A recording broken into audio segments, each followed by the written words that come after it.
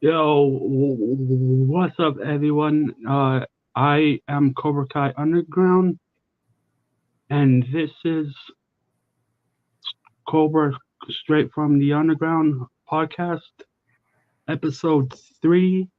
And I am here with my co host, Melissa. Bonsai, how's everyone doing? Hope everyone's doing well.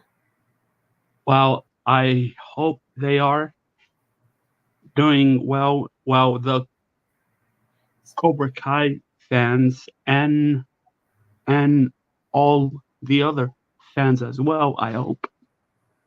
Yeah. Yep. So what do you want to talk about now? All right. Well, hold on. Wait. We have Corey. Um, fuck you, Melissa. Wow. Whoa. Wow, my dude. Whoa. What? Okay, You that. could take the live stream out of the chat. Like, what was that about? Yeah, that was completely uncalled for. Dude, Um, like, yeah, oh, I that hurt. am. Uh, yeah, I am sorry, Melissa. For No, real, that's I'm all sorry. right. No, that's all right. It's not that guy should be apologizing. Hold on. Yeah, he should. I agree with you on that. Because that hurt. It's like, what did I do Did to him? you? I, I don't. Well, nothing really. Did you hate it when Tori rejoined Cobra Kai?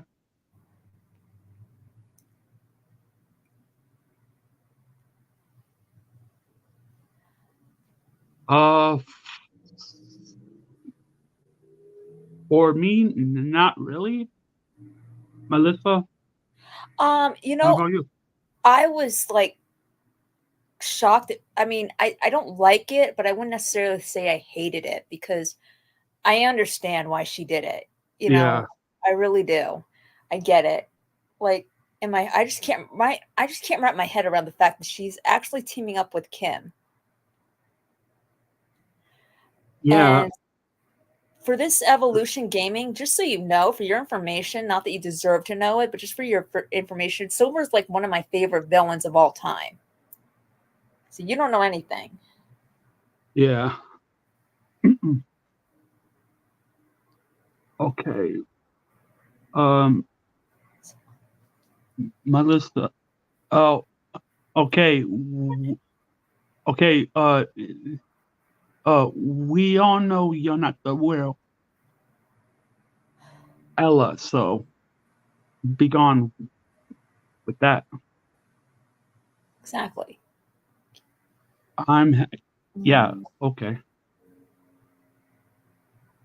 I'm going to read.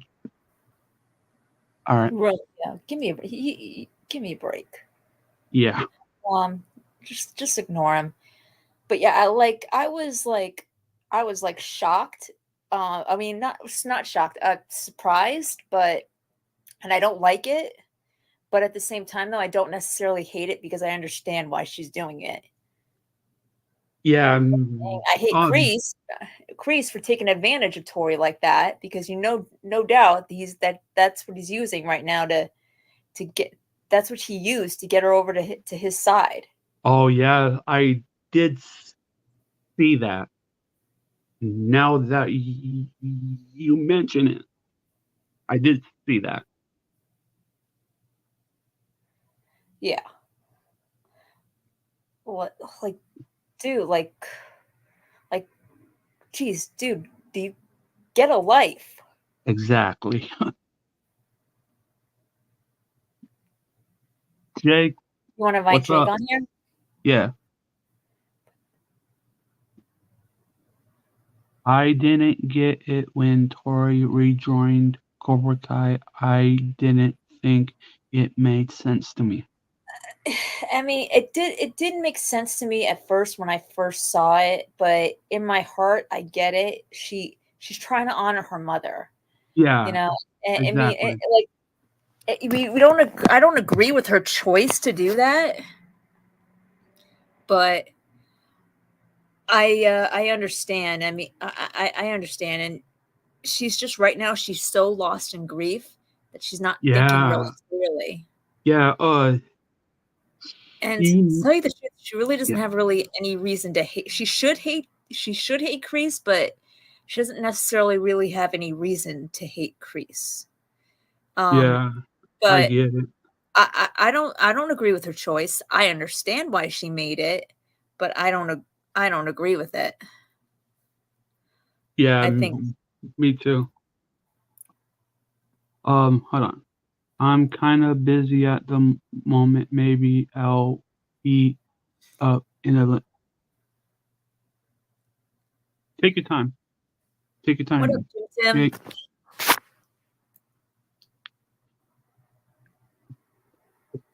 What's up, Jim Sim? Um, Oh did yeah, you so find annoying. did you find the argument between Daniel and Johnny incredible? Well, for me, yeah. And how about y- you, Melissa? Oh yeah, so annoying. Very annoying. Like seriously, after what just happened before then, they're actually going to go in the dojo and argue over who was right and who was wrong Yeah, and how they handled it. Give me a break. They were both wrong. They were both I mean they were both right that Tori needed to stop that, Tori couldn't really shouldn't be fighting Sam because she was about really ready to really hurt her, yeah, and that would have been good. And but Johnny was right too that Tori obviously felt like she had so much grief locked inside of her, she needed to get it out. But then at that point, though, he should have offered himself up, not y- Sam yeah, or any of the students. And and then, yeah, and was the wrong thing that Johnny did was uh talk about Mr. Miyagi yeah, the he shouldn't have way done that. they He he crossed did. the line. He crossed the line he shouldn't have. I mean, now I'm not condoning Daniel hitting him. I think Yeah, that he shouldn't have done that. But at the same time, though, Johnny was asking for it because he shouldn't have said pretty that much, pretty much, yeah, because he shouldn't have said those things, and to say them right to Daniel's face was wrong. yeah. Johnny was Oh yeah, he wrong. was wrong. Yes, he was. I agree with you on that. So, how would you guys rank Cobra Kai season 6? Okay. For me, I give it a 8 out of 10. I give it a 7.5 out of 10. I Understandable. feel like there was so much missing that there was something, it didn't have that spark that the other seasons had. Yeah, huh. It was just like, and I think that's because that Miyagi-Do didn't know that Cobra Kai. This was the first season that Miyagi-Do didn't know that Cobra Kai was still around, and so there was really no drama. Hi, hi, Joe. Yo, what's up? Fuck you. Really? Okay, not Joe. Oh, oh my god. Anyway, You know what? Do you know back how to check to people? You you know how to check saying? people? No, that was not Joe. Yeah, Not Joe at all. it wasn't. Do you know how to check people to see if they are who they say they are before Oh you let them on the yeah. stream? Um, yeah, um, if yeah, if they have mods, that's really them. So if is Jake a mod? Yes, I mean is Joe a mod? yes. So if he's not, so if next Jedi Joe that comes here, if there's not a mod, it's not him. Right. But yeah, back on topic. Because there was really no like, and not necessarily say that this is all of it, but there was really no like drama, you know. Right. And that's not the only thing that was missing too.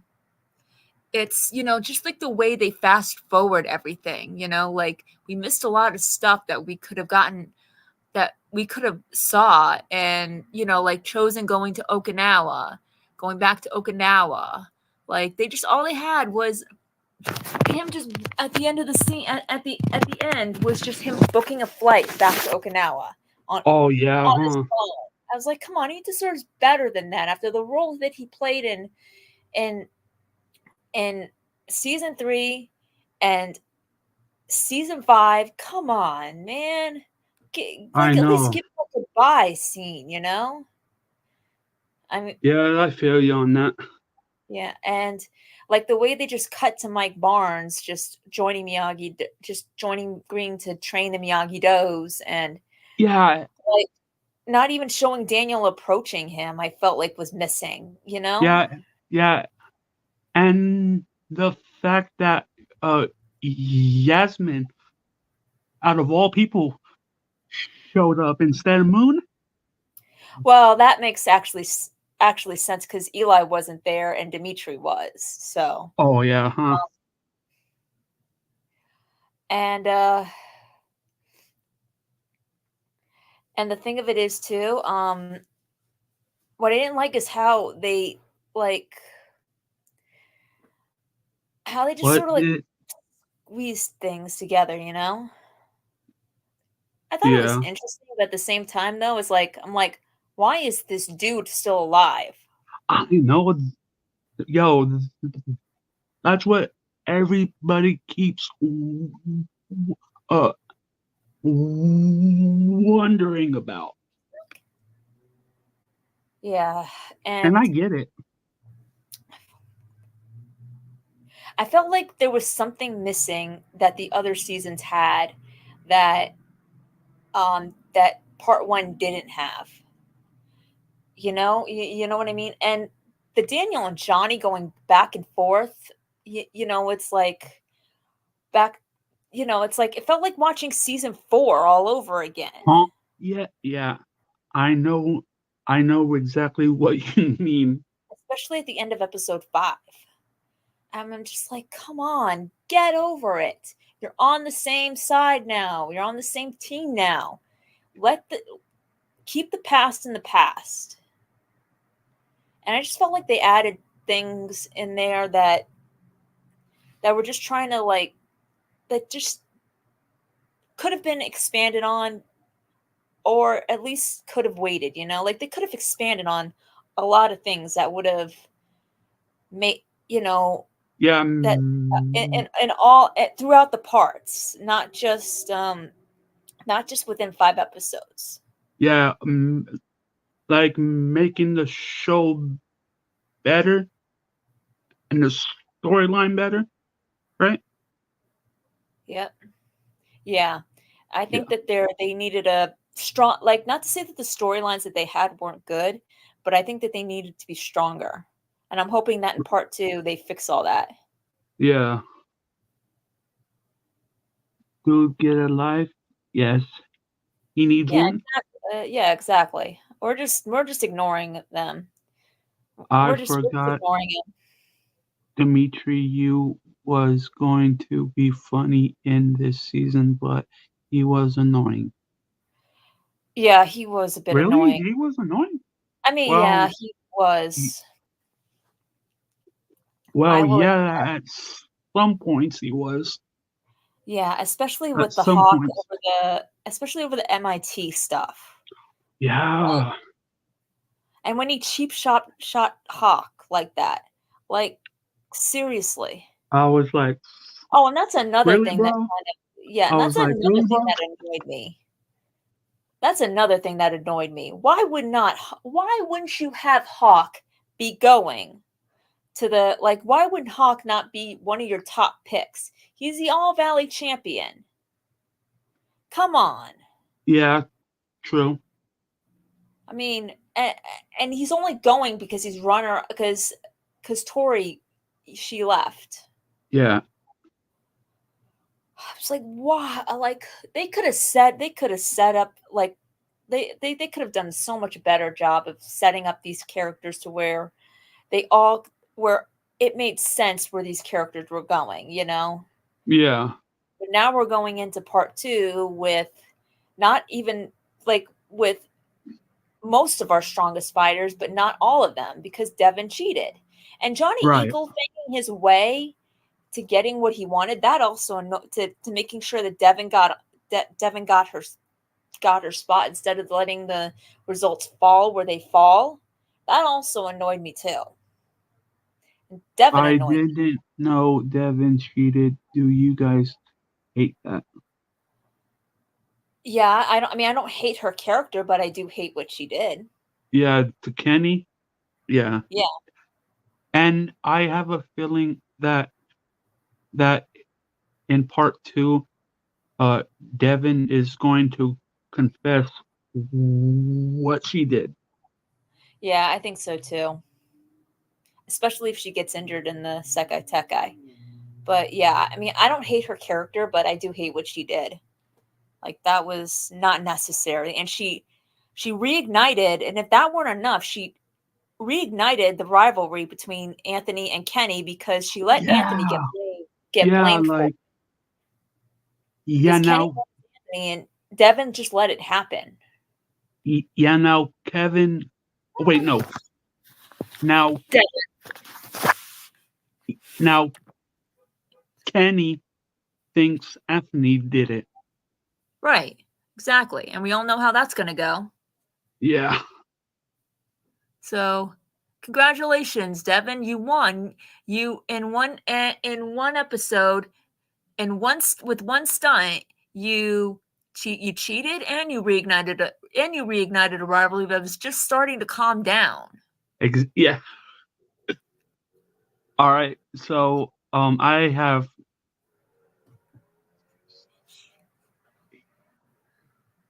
I have 8 topics. Yeah, I'll be right back. Okay. Okay. This is Jake. Yo, what's up, Jake? You pussy.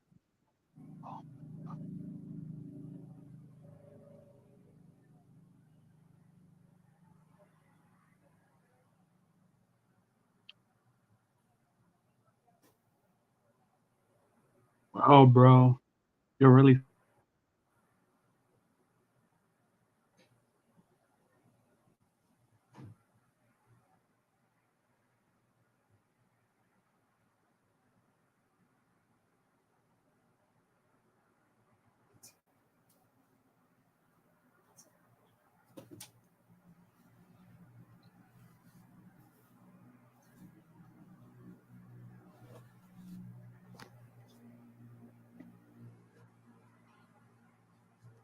Yeah, I know, huh?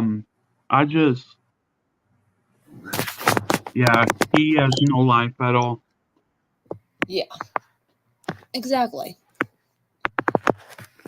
I'm back. All right, well, welcome back. What did you guys think about Kim beating his granddaughter, pushing Hartford wanting to learn until Chris intervened?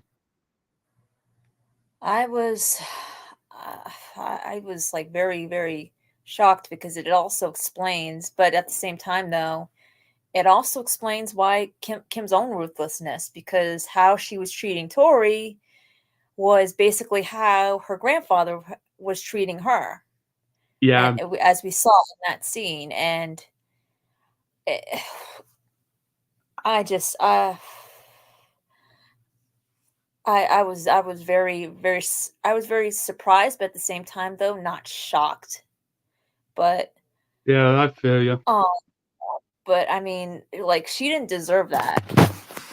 Like, no child deserves to be beat, no matter what they do. Okay, this is topic number one. Mr. Miyagi was one of the captains in the Seikai Dekai.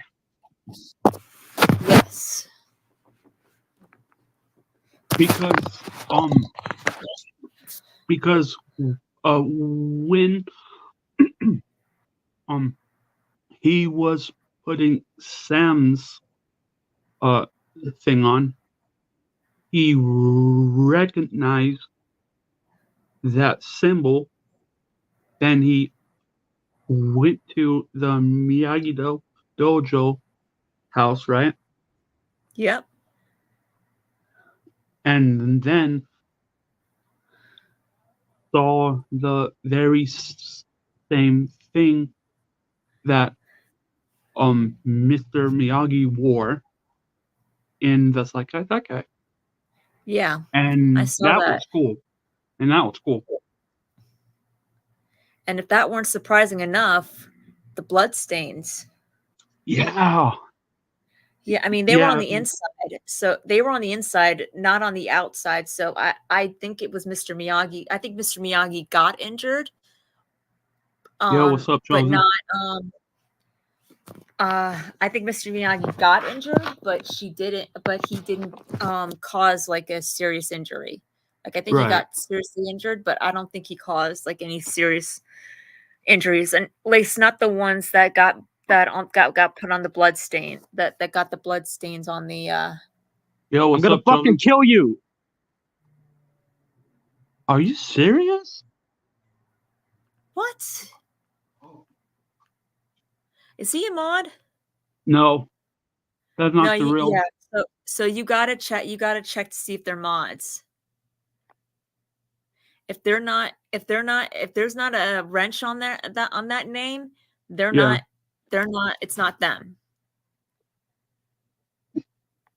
And because lunatics are getting in here left and right.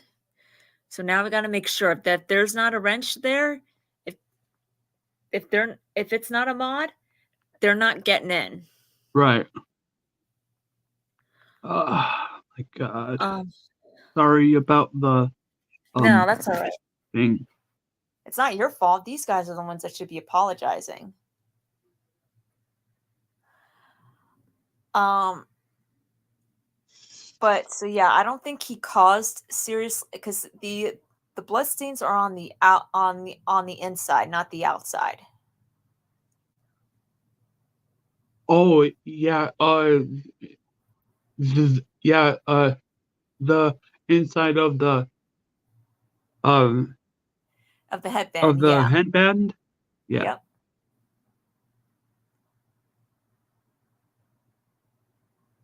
Yeah, and that's awesome that Mr. Miyagi was a captain for that tournament. It was, but at the same time, and it makes me wonder what moves he performed at the time. Yeah, but at the same time though, it's amazing to know at the same time. Yo, what's up, Joe? Hey, yo, sorry, I'm late, guys. How we doing? No, that's okay. I'm good. Psychopaths have been getting in here left and right. Yeah. Oh, really? Oh, I'm sorry. One of them pretended to be you. Oh, they've been doing that all week. Yeah. So what did I miss? Mr. Miyagi, one of the captains in the Seikai Dekai. That's what we're talking about. I could see it. Yeah. Well, he was captain in the past. Like that guy. Mm-hmm. Yeah. Yeah. Yep. And I was just like saying that the bloodstains were on the inside of the headband, not the outside. Mm-hmm. So that means that he got. And while this is really cool to know that he competed in the Sekai Tekai, this is like amazing. At the same time, though, it's a little bit like, because it's a little bit shocking, but not in a good way, because that means he lied to Daniel. Daniel asked him if he competed in tournaments. So I was and gonna he said do no. I was gonna do a big video about this thing because a lot of people. I know that the Mr. Miyagi Sekai Taikai thing is something that I know a lot of people have a lot of things with Mr. Miyagi. Bro, get No. out of here. You're not me, honey. I need you to screenshot this stream. He just said I'm a child predator. So in Underground's He's called to me his that too. channel. He's called me that too. He's not the Okay, first time. If you go screenshot through the it. chat, hey, on YouTube. What's this channel's name? Underground? Is it just Underground? So the the podcast? the podcast is called Straight from the Underground Podcast, episode 3. If you search for that, would that come up, do you think? Yeah. Underground. Yeah, it says Cobra Straight from the Underground Podcast, episode 3. First of all, you need to stop using my picture. I'm not a child predator, and you keep calling me Melissa that, and you stole that profile too. What you're doing is wrong, and it's illegal, and it's not okay. Yeah, for real. So, yep. Joe So what I was and saying before Loser came in here, real quick, was a lot of people have different thoughts on what's on Daniel's, issuing with why Mr. Miyagi, might have been hiding some things. What happened, honey? I can't find it. Even when you search him? Yeah. Yo, Joe, check Twitter. Check the Twitter group chat real quick. Underground, what's your what's your name on here again? What's your YouTube channel name. YouTube channel name? Is it just Underground or what's the it's Cobra Kai Underground. You Cobra don't Kai. have proof, buddy. Buddy, You don't. you're the You one said the making same thing to my fiance. You don't have shit for proof. I literally And- screenshotted you saying that message too. I literally have a screenshot right now. Oh, wait. Because you said that Joe is, so that confirms that you're an impersonator. Oh, Right. You couldn't, dude, you're kind of dumb for saying Joe because now you expose yourself for being a fake Jedi Joe in the chat. Right. You're nothing but an imposter. exactly. We don't want you here. You're not welcome. Yeah. In fact, he's a Silver fan is kind of funny. Get Because, you know why? Because Silver's smart, right? He's really smart. This guy's dumb. Screenshot of it in the chat now. Right. Twitter. Look. How you doing, Dark Chosen? I'm feeling good. That's me, Underground. Okay.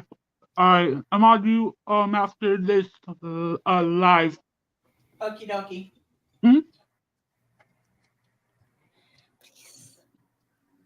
But this guy's a Yeah, I said a screenshot on X, Jake. But this guy impersonating Joe is such a moron. Yeah, Not he to is mention a moron. criminal. He literally has Not to mention So- a criminal. He literally in his video when he tried to expose me in his quote unquote video, he never shows his face on camera, and he literally revealed in his little video that he has like 100 like laptops and phone devices just so he can make 100 different accounts on different devices. It's stupid.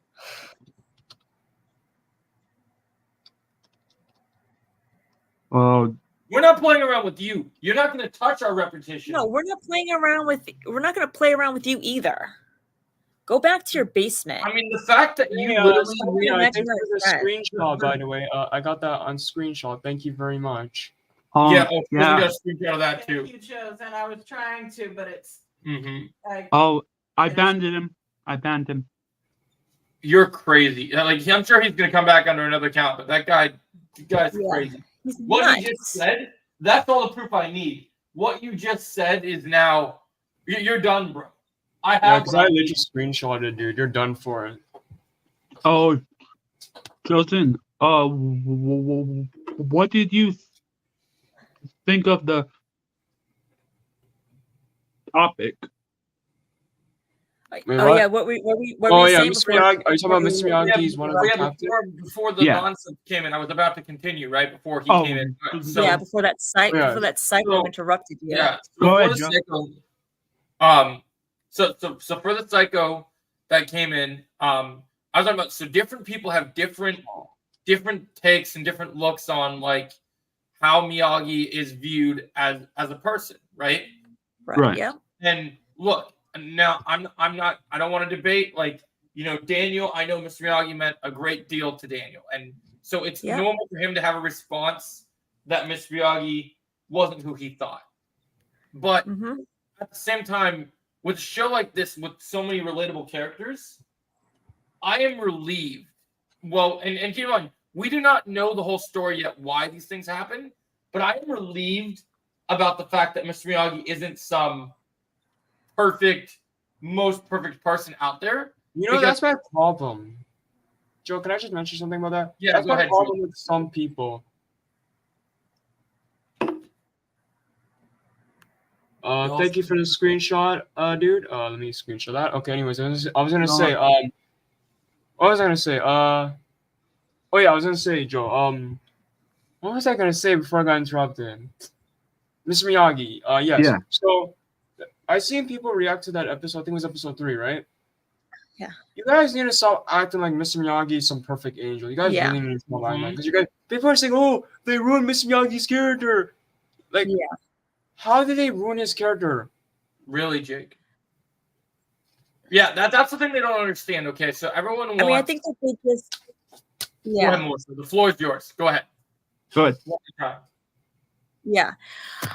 Yeah, I get it. They don't want anyone to touch the Miyagi to Mr. Miyagi character. I get it. And I'm 50-50 on it.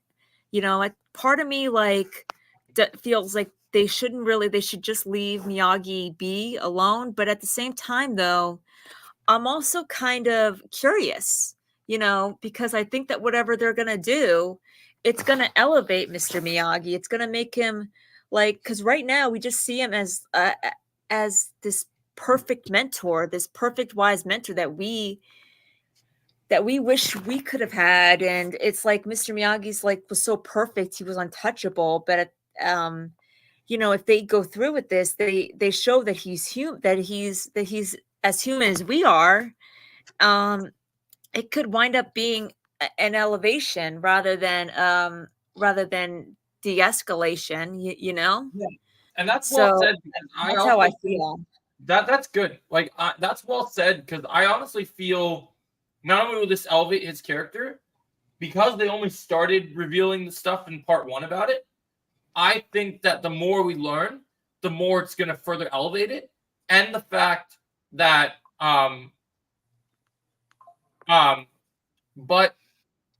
but what I will say is how do I put this? I will say that when they Yo, revealed this mystery, that was so wrong. I yeah, screenshotted that. Don't worry. Wow, I'm not even gonna I literally said it show in that on screen. group I'm chat. not You even guys gonna can show that on check it out. screen. you just get out of here. That is not okay. Yeah, that's messed Yeah, up. I'm dude. not even gonna show that on screen. No one is ever going to be anything to you. I hope you know that. I don't care what age you are. You've been going into kids' streams and talking to me when. Oh, you didn't see it?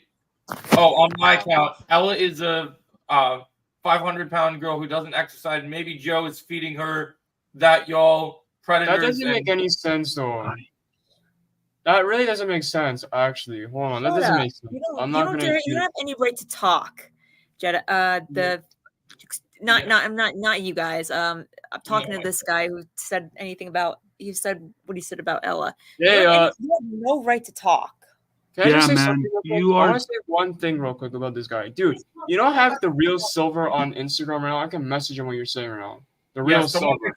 Someone make sure all screenshots are grabbed, because we need to make sure. Please tell me somebody got that screenshot. Oh yeah, I have it all on. I have it all on the Twitter group chat that me and Joe and Jake owns. I sent you Yeah. one. Can you add me to the group chat, Chosen?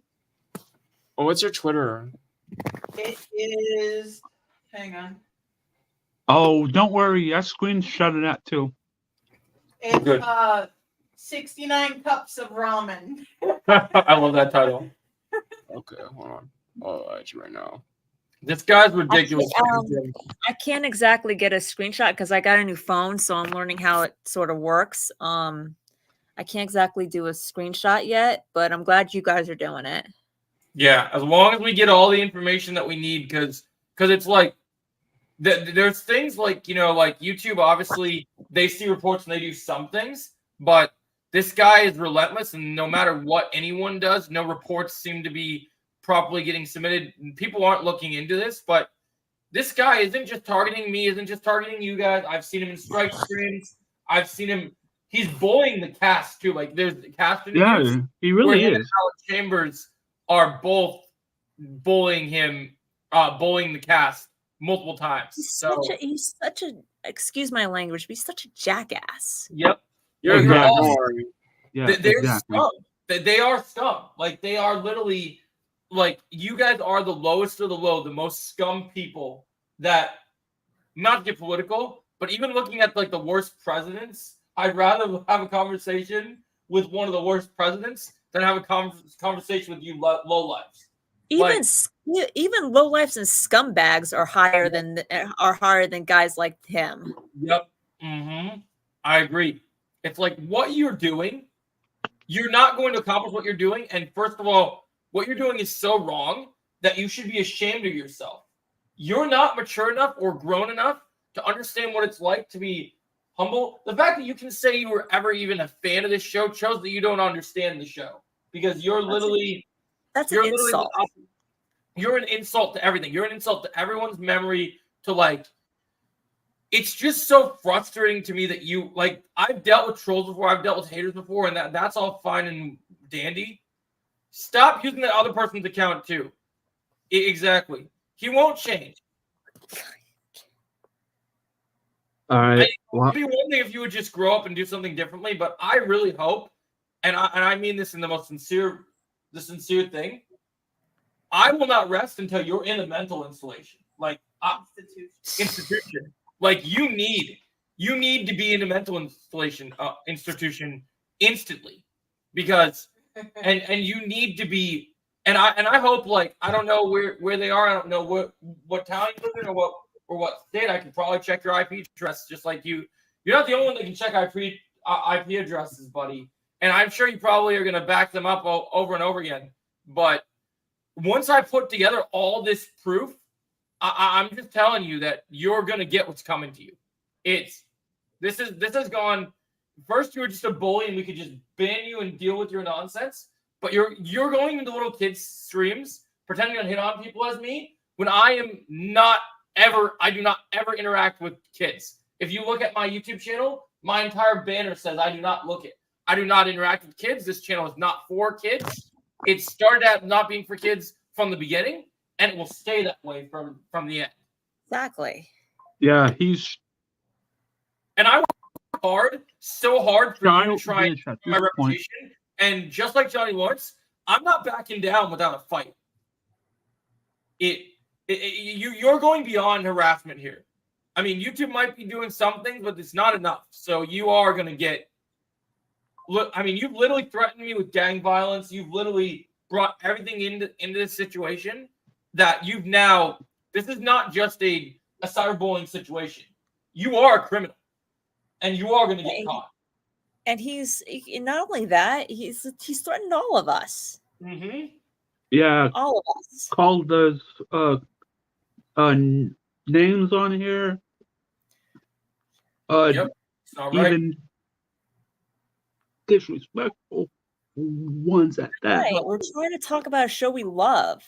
We're trying to enjoy our lives. Right. We work very hard. A lot of us have jobs. We work our fingers to the bone constantly. We come on here to have fun. And this is exactly. Yep.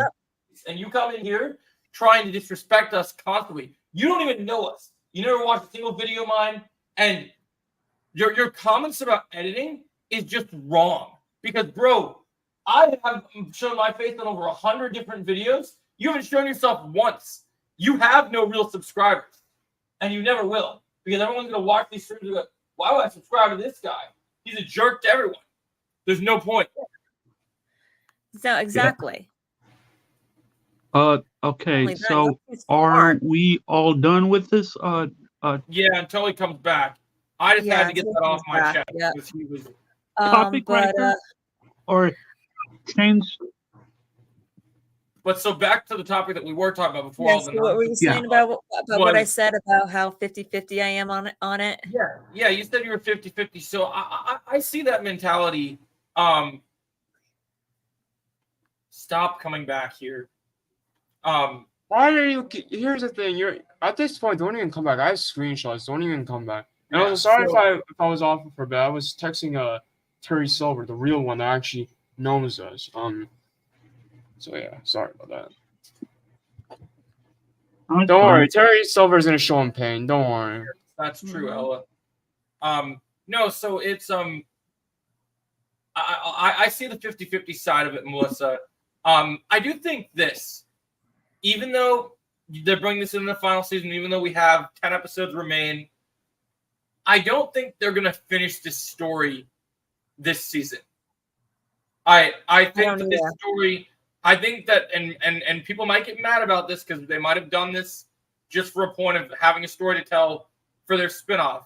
But I think this is exactly the kind of story that they want to tell in the Miyagi show that they're in development of working on.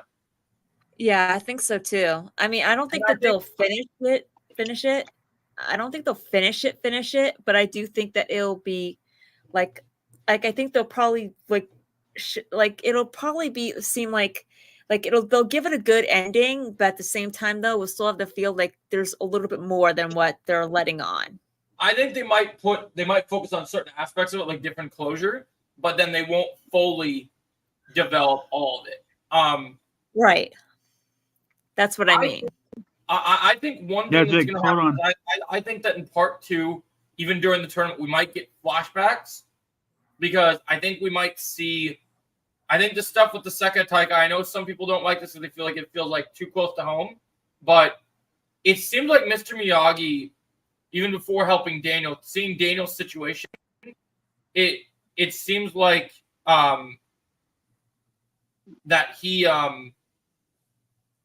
that he has a history of dealing with an age-old tradition of bad people and bullies, and obviously he's gone to war, so he knows that feeling, right?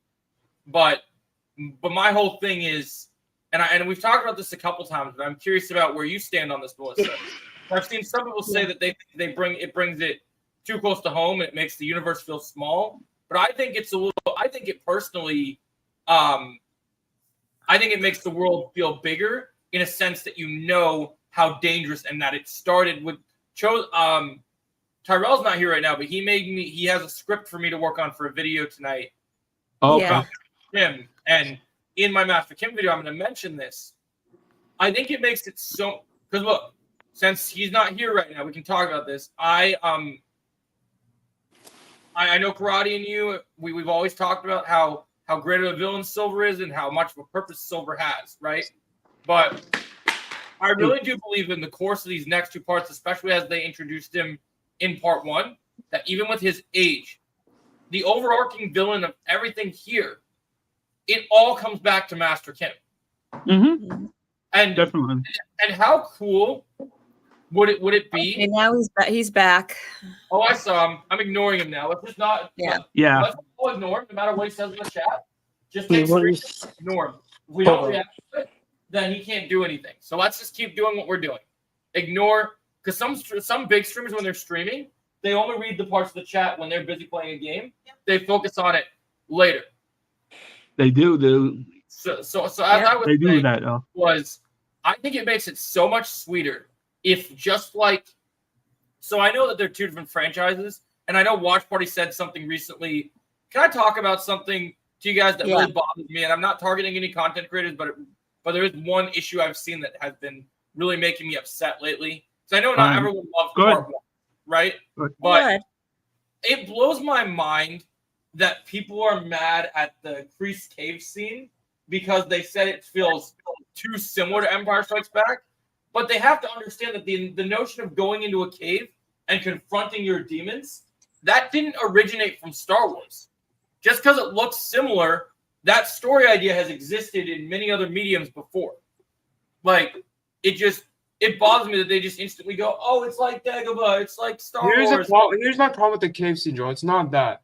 My problem with the cave scene is that it went from a dark tone from the cave scene to back to the college stuff. That's my issue. I can agree with that. I think that pacing situation was very weird. But what I will say is, like, I'd say when I think of ranking the episodes, I think episode 2, I wish they would have put the college stuff in another episode, because I think episode 2 has like the dark Empire Strikes Back tone we're getting until the college stuff happened, and with the split of like the Mr. Miyagi stuff, it was so good. Where you know what they could have done, Joe? Instead of maybe you should. Okay, I know this might be impossible. Maybe they should have put the college stuff in episode 3. Because maybe that would have been what they could have done. Okay, cool. No one cares. Anyways, I'm just saying. I understand why. What do we hate about Cobra Kai season 6? Well, my biggest problem with season 6, and we all have different opinions, by the way. My biggest problem with season, it just doesn't feel like a final season to me. That's my biggest problem. Like, I know a lot of people say, "But Chosen, this is the final season. Enjoy it while you can." But like, I'm hoping, I'm praying, like I'm like begging this second part can deliver. Like I still have hope. I still have hope for part 2. I really do. I do too. I do too. Yeah. So you're not alone in that camp. Yeah. My biggest problem with season 6. Here's my biggest problem. Netflix, can you please make the episodes longer? Stop doing 30 minutes episodes. Way too short. You gotta really build it up. You gotta build up the final season. Make it like at least make it 40 minutes above. Least. I agree. I hear you fully on that one. I agree. Runtime. I definitely think that. Yeah, I fully agree with that too. For the story to flow, it needed to be longer. Also, I got to be real about something that I've come to realize too. As much as it was cool, and as much as I like it, I gotta say. And hopefully there'll be an explanation for it later, like maybe just because he wasn't training. But after I've looked into it and looked at more scenes and stuff, I got to be real with you guys. I don't, as much as I love the character, and I've always said I love Johnny, right? Right. Yeah. I don't believe for a second, as cool of a scene as it is, I don't believe that. Sorry, I saw a moron in the chat again. I don't believe that that Johnny should have been able to beat Mike Barnes. You know what? Now I'm thinking about it. Here's my thing, Joe. Here's the thing. Yeah. As much as the explanation makes sense, like, oh, Johnny knows Miyagi don't know. It's possible for him to beat Mike Barnes. But at the same time, Johnny hasn't really been to like a world tournament. Mike Barnes has experienced everything, like tournaments, everything. I agree. Johnny never experienced that. Without him training for a while, you could see that when he was fighting Johnny, he still was fresh enough with his moves that there should have been a reason for why. Here's the problem. You're telling me he could put up a good fight with Chosen in season 5, but not Johnny. That's what you're telling me, because he actually did a good job. He fought harder against. He stood up against Chosen. They were pretty even, and then here, and Johnny's nowhere near the level that Chosen is, but yet Johnny was able to beat him. So is Johnny now better than Chosen now? Is that what we're doing? I'll be honest. I will say in defense of that fight, though. I will say in defense of that fight, Chosen and Mike never really finished. Like, but here's my problem. You gotta really. No, I get it. I get what you're saying, and I'm gonna just say one more time, writer. Stop changing the fighting skills and power scaling. Please stop. Just keep. That's one thing I'll agree on. I think they need to stop doing that. Like I know they have to do it to elevate some other characters, but it's not worth it. I agree with you, Jim Tim. Like that really bothered me because all I've wanted from this season more than any other character. As much as I love Johnny, the character that I don't want to see get screwed over, especially after we only got a little bit of him in season 5.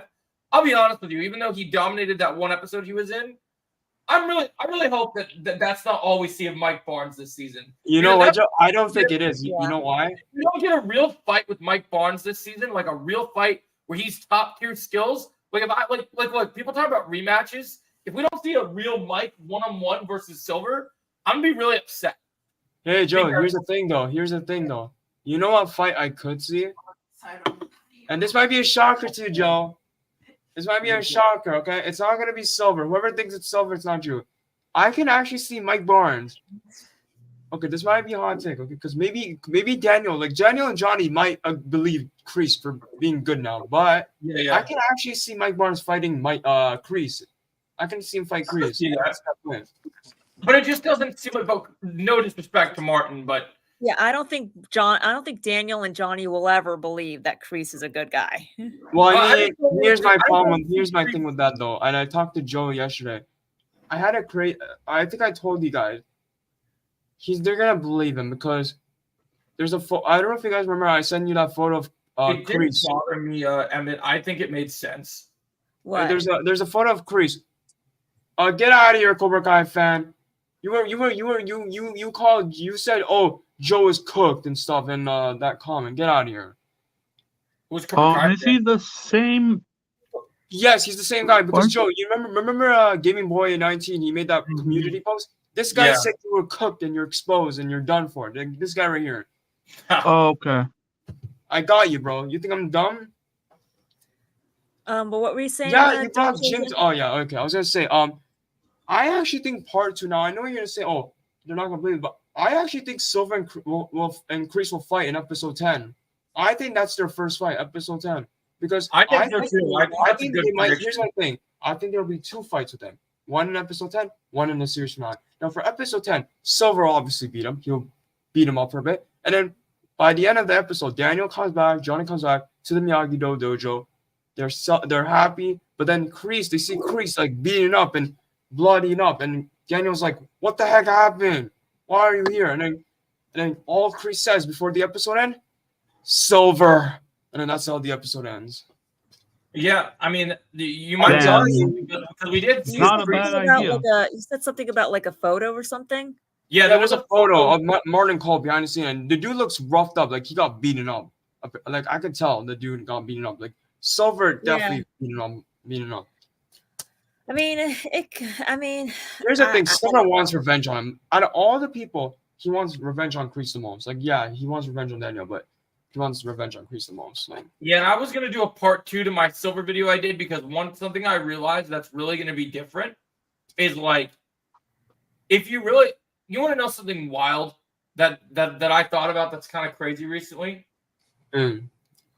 Silver's done some great things in season 4 and season 5, but you know what's I think is wild. Yeah. If you look at even all the stuff he's done, assaulting Stingray, beating up Daniel, all the things he's done, when you really boil down to it, when you really look at the versions of Silver that we're looking at from the movie to like the show version, as crazy as he is and all the insane things he's done, it was Kreese's fault. He still hasn't reached that Karate Kid 3 Silver that we saw again. Here's the thing about Kreese, John, is that now that you mention this, Kreese, why did you bring him back? This is actually your fault, right. dude. Yeah, like, it's all his you fault. literally woke up. That's the thing, and that's why I don't think that Daniel and Johnny will ever team up with Kreese, because I mean they might fight on the same side when the fight actually happens. But I don't think they will ever, because it's his fault that Silver's back. Yeah, I get it though, but like at the same time, unless I'm gonna be honest, I think they're gonna team up. Like, we gotta get used to it. Kreese, listen, I know what he did in the past is terrible, but you gotta understand, Silver is the real villain here. Let's be honest, like he's the real villain. I know, but he's the real villain that Kreese brought back. Yeah, but at the same time, I'm gonna be real though. Here's the thing though, I don't think Kreese actually brought him back, and I'm gonna mention out. I think Silver was evil the whole time. He was hiding it this whole time. Like, if you really think about it, like, in episode 1, yes, I understand. He was living a new life, but he could be lying to Kreese this whole time. Like, well, I think the situation.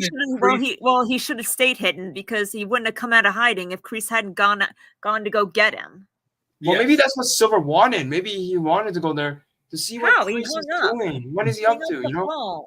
Like, that is possible. And Children. someone actually made up a good point before season 4 came out.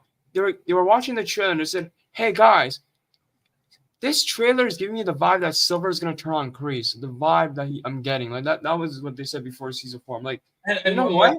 The thing that I think about with that, which is so interesting. Why would he be lying? Well, because he's Silver.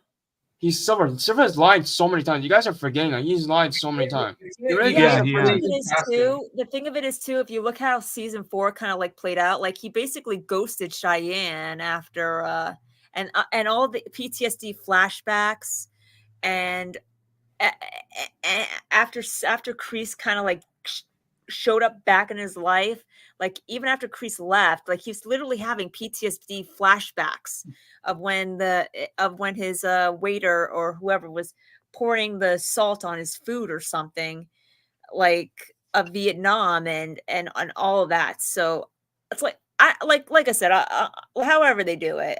Here's the weird part though. Like, yeah, I understand them, but like, I just found weird that Silver's all of a sudden good. Like, here's the thing, we don't know what happened before he came back. Like, we don't know anything before he came out. Like I just sort of thought that's kind of crazy though too, because we are building into this. Like they said that we're going to go deeper with the lore than we've ever gone this season. Melissa, do you remember that? Yeah. I know that we couldn't see them. We couldn't see a realistic ability where they're allies, right? But fighting on the same side, yeah. But something I thought about that's kind of crazy, where they could all possibly maybe all end up having to trust each other for a temporary alliance and working together, is something I thought about was with the lore expanding of the past, right? Mm-hmm. Look at how serious Master Kim was when he was talking to Kreese about, wanting, like, this is kind of their last chance to win at this tournament. Because the way the fist has been constantly mistreated by Kreese and Silver's teachings. Right. So what I thought about, and I might even mention this in my Master Kim video, I know with you got to see him kicking butt and going crazy. You got to see it to believe it, right? But from his mind, from like the psychotic nature of how he acts, I just wonder if Kreese and Silver were to fail, if Master Kim would have to eventually cut ties with them because they would fail him. And not to wave the Star Wars flag again, but we are dealing with an Emperor Palpatine situation in this universe. Where it's like Tyrell says, even in the article, if you look at there's the article that Collider mentioned where they call him Palpatine. Like they literally said that when they built up, and I hate to say this because I know that the movies didn't do it justice, but if you really think about it, Master Kim. Go ahead. I made Eller a mod just now. Oh, thank you. Oh, that's good. I hear what you're saying. Like if they have them team up, I'm all for. Have the three of them team up, I'm all for it. All for it. Just right now, the only time I could see them, I don't see them as really teaming up. I just see them as fighting side by side. I see everyone fighting side by side, like just because maybe they could go at the end game level. Because this guy, I know he's like 100 years old, but Melissa, I know we're talking fiction and reality, right? But I got a friend who sometimes hangs out in our streams. He's called Zarkus, and this friend of mine is a black belt in Kung Fu, and I've seen his master, and he told me stories at an older age, kick the crap out of people and do crazy. And I think he told me that. So yeah, I mean, like if they have it makes sense. Listen, if they have all three of them teaming up, I'm all for being allies. I'm all for it. But right now, I just see them only teaming up. I just like only fighting side by side. Like when the fight if they cross him, if they fail him, he is not going to be happy. No. Ooh, wait, hold on, Underground. Can we talk about this topic? Because I didn't notice that until now. Does anyone have that photo? Can anyone pull up that photo of like Silver in like the black outfit with the necklace? I'll find it, Joe. I'll find it. Oh, let me find it. Yeah, I have noticed this Who wants and to show up? wanted to talk about this. People like to watch that because people are martial arts fans, Han. It's just a normal thing that people are into. Are you talking about the? Hold on, I'm sharing my screen. Are you talking about this one? Wait, hold on. The screen pulled up. Are you talking about this one? Yes, this one. Yeah. Zoom in. I can't zoom in, but yeah, you can tell that's a dragon. Yeah, underground. You're right. That's a dragon, silver dragon necklace. So this is it. They've been building on. So. Oh my! They've been building it since season 5. Oh no! I just had a theory. So. What about fire? Oh, that's funny. So I just thought about what if, even though, because Silver had always said, he had bigger plans than the Valley, everything that was happening. Want to add what? What do you mean thriller action shooting? I don't get what you mean. That's not a word. But so what I was saying is, he was telling Daniel before he beat him up, he had bigger plans than just the Valley, right? Yep. What if what he was doing in Cobra Kai to honor Master Kim, what if that was only stage 1 of his plan? Oh, shit. And what if Cobra I Kai... wouldn't mind. Agreed, Jim. So my thing is, if it was only stage 1, what if it was always planned for him to have another dojo than Cobra Kai? What if Iron Dragons has been around longer than we think? Oh, damn, it's possible. Because we don't need that. No one needs shootouts in that show. And I'll be honest, the media of guns and everything, it gets boring. It gets old. It's way more interesting to watch hand-to-hand combat and to watch people with actual techniques and swords and size. There's a reason sword fights have existed for generations. With a gun, it's over so quick. It's so lame. It's just boom. Okay, they're dead. Oh, it's lame. No one wants to see that. There's certain stories where that's fine, but it's too realistic. Part of the swords and the ninja weapons and the martial arts makes it more theatrical, and it makes it seem fun. And I think it just is different. I can't believe it, bro. What the heck? So this has been building up since season. Bro, these writers are smart. I don't care what anyone says, bro. Yeah. They're genius. That's what I've been telling everybody. That's what I've been telling everybody. These writers are geniuses. I like Stranger Things, but here's the thing I'll say, Han. I like Stranger Things, but the thing you need to understand is I don't like Stranger Things as much as Cobra Kai because I'm a real martial artist, so I can relate to Cobra Kai. There's nobody in Stranger Things I can really relate to. Listen, I've been saying this since the beginning. These writers are genius, so it wouldn't surprise me if they've been building up Silver being a part of the Iron Dragon since season 5. I mean, I have a feeling they've even said themselves that they've had this, that they've already had the ending in mind for years. Yep. Does someone? Okay, get out of here, bro. You're Yeah, just being bro. a Get out hater. of here. I'm gonna Go watch your Stranger Things. I know Jake's in here, but Jake, I have some news, by the way. oh, you have news, honey? Okay. We're gonna have to make a call tomorrow. You're gonna have to be the one to report Oh, because you're the one with the media. okay. We're gonna make an actual call. Yeah. Okay. What time are we making the call at? It has to be during business hours. I think so between 8 and. But we don't know where they live, though, do we? No, we don't. But you need to cover your butt. True. That's true. We can do that. That is definitely very true. Why do you, they're geniuses? They failed miserably destroying their characters in the last 3 seasons. And I know Jake's a fan of Stranger Things, but I'm just going to be honest. I have not been happy with the Stranger Things writers. The Cobra Kai writers actually have good thinking and they care about their show. Look what they've done with Mike the past 2 seasons. Yeah. Yeah. For example, just stating facts here.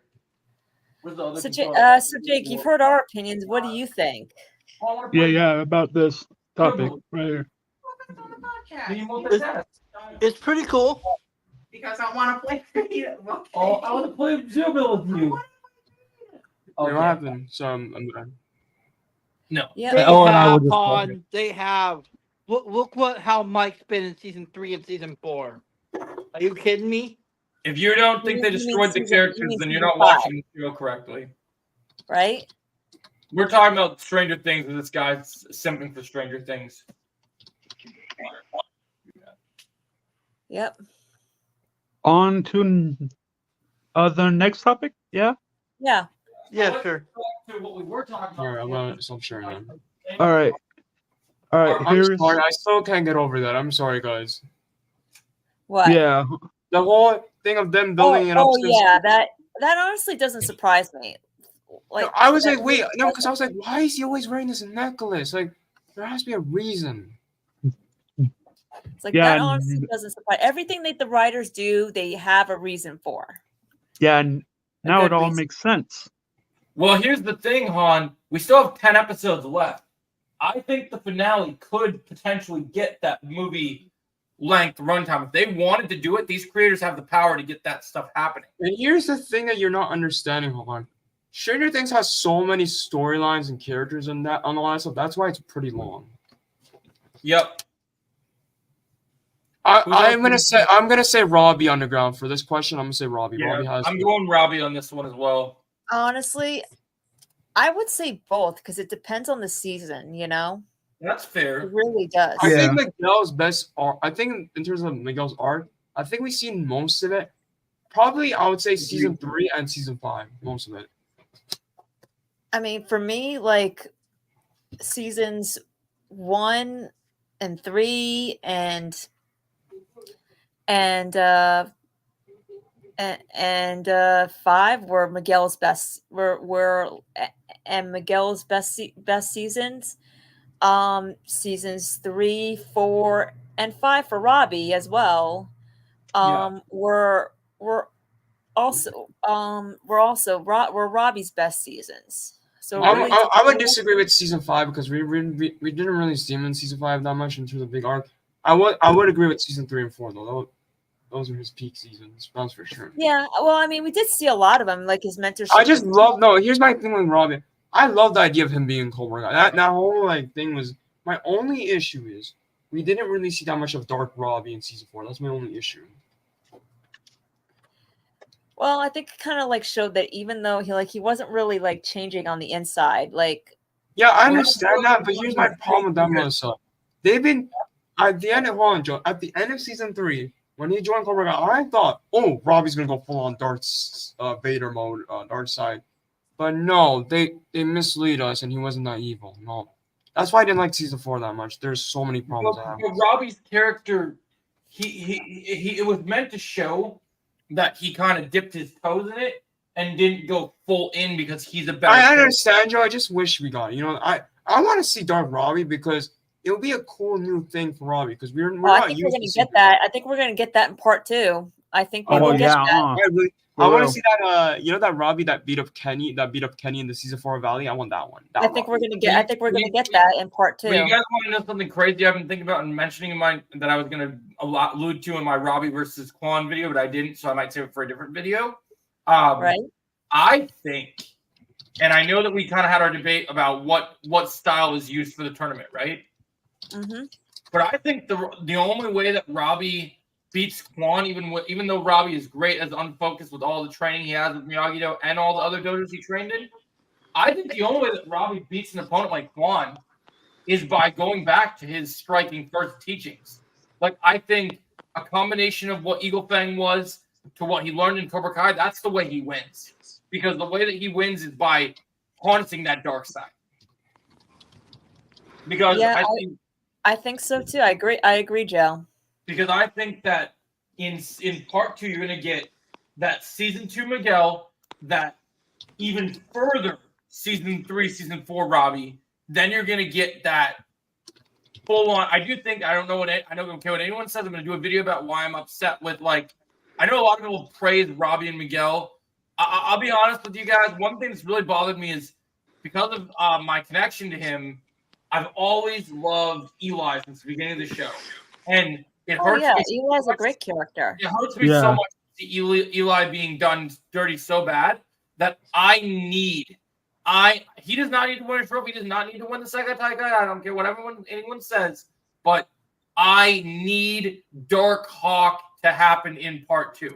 100%. We're going to get a lot of characters dipping into the dark side. Yeah, Jake, I agree with you. I agree with you. I just hold on. Here's my thing about the Hawk real quick, Joe. My biggest problem with Hawk is that ever since he won the All Valley, they put his character on the side. Since he won, and then now he gets beaten by Dimitri again. Like, what are we doing? And you know what I think? I don't like that they nerfed him either. I don't like that they nerfed him. You know what I think they nerfed him, which is really irritating because they should all be able to stand as their own as the Trinity, but it's really sad. I think they nerfed him because of how skilled he was. Especially because when he got really good at Miyagi in season 4, right? I think they nerfed him because that's not true. They only did it sometimes. Bro, if you're gonna hate, can you just go? Yeah. Yeah. Like, I don't like part 1. Here's the thing about me, I don't like part 1, but I'm not hating on the show. Yeah, no, like I think with Hawk, like if you really look back at those early seasons, he was one of the best fighters. And yeah, he was. They brought him down because of the fact that when Miguel and Robbie were getting weaker and trying to kind of figure out their stuff and their storylines, some of them had their weaker seasons, right? And I think because they are kind of more pushed to the forefront of the story, I think when the writers didn't want to have those characters get weakened, so they decided to depower Hawk instead. And that could be, but at the same time, though, they could have done a lot better with his character, while at the same time still making Robbie and Miguel as strong as ever. I'm just saying, I see what you're saying. I see what you're saying, and I agree. I just don't like that they nerfed Hawk, I'm just saying that their excuse, my point is that they were going to say, as if they ever were asked about that question, they probably would say because they needed to elevate Miguel and Robbie. And that makes sense too. And that makes sense too. But I agree with Dark Chosen. Like I want Dark Hawk back for this tournament, and I think that if Dimitri gets injured, we're going to get it. Well, yeah, I was talking to Chosen about this earlier. So people have been asking a lot of questions about that scene on the mat with Hawk, right? And you can see Dimitri's there. So I think the tournament is going to have this thing called elimination rounds. And oh yeah, huh? Well, yeah, I was talking to other people about it, Joe. I want to actually talk to you about this real quick before you. Yeah, go ahead. Now, I don't know if you guys saw the leaks, but apparently there's supposed to be 4 trophies in this tournament. So I am wondering if the 2 trophies are for the finals, are the other 2 for the elimination round? Like the last 2 standing wins? Oh, damn, that's a good one. That's a good one. That's a good thought. Yeah, I don't know. That's a good one right there. So, Joe, you know how we're talking about how Hawk got dirty? What if he's one of the last one and he gets a trophy? That's possible. I'd be down with that. Oh shit! I would be fine with that. Because we need Hawk to get something in part 2. I'm sorry, we need to get something. Honestly, to me, like a trophy is fine. All I want is, and it doesn't even have to be on the mat. It could be off the mat too. All I want is because what I think is, bro, get out of here. Just ignore him, guys. Let's keep going. Yeah. Don't worry. I'm taking action into my own hands. So you don't. You better sleep well tonight and count your chickens. Hey, Joe, you know how you were talking about off the mat? Yeah. What happened, Jake? What were you saying? I just want to call this person out. I do the same. What do you mean? I never do that. Like, what the fuck? Jake makes his own thumbnails. I've never stole anyone's thumbnails, orange slices. I make my own custom thumbnails. And bro, stop using orange slices, bro. That's me and Karate's joke. Don't use that account. Okay, anyways, I was gonna say, Joe. About Hawk. If we do get that, you know the one character I want to see Hawk fight and beat for good before this character goes away? Axel. Oh yeah. Like, You know, remember Possible. I'll be honest.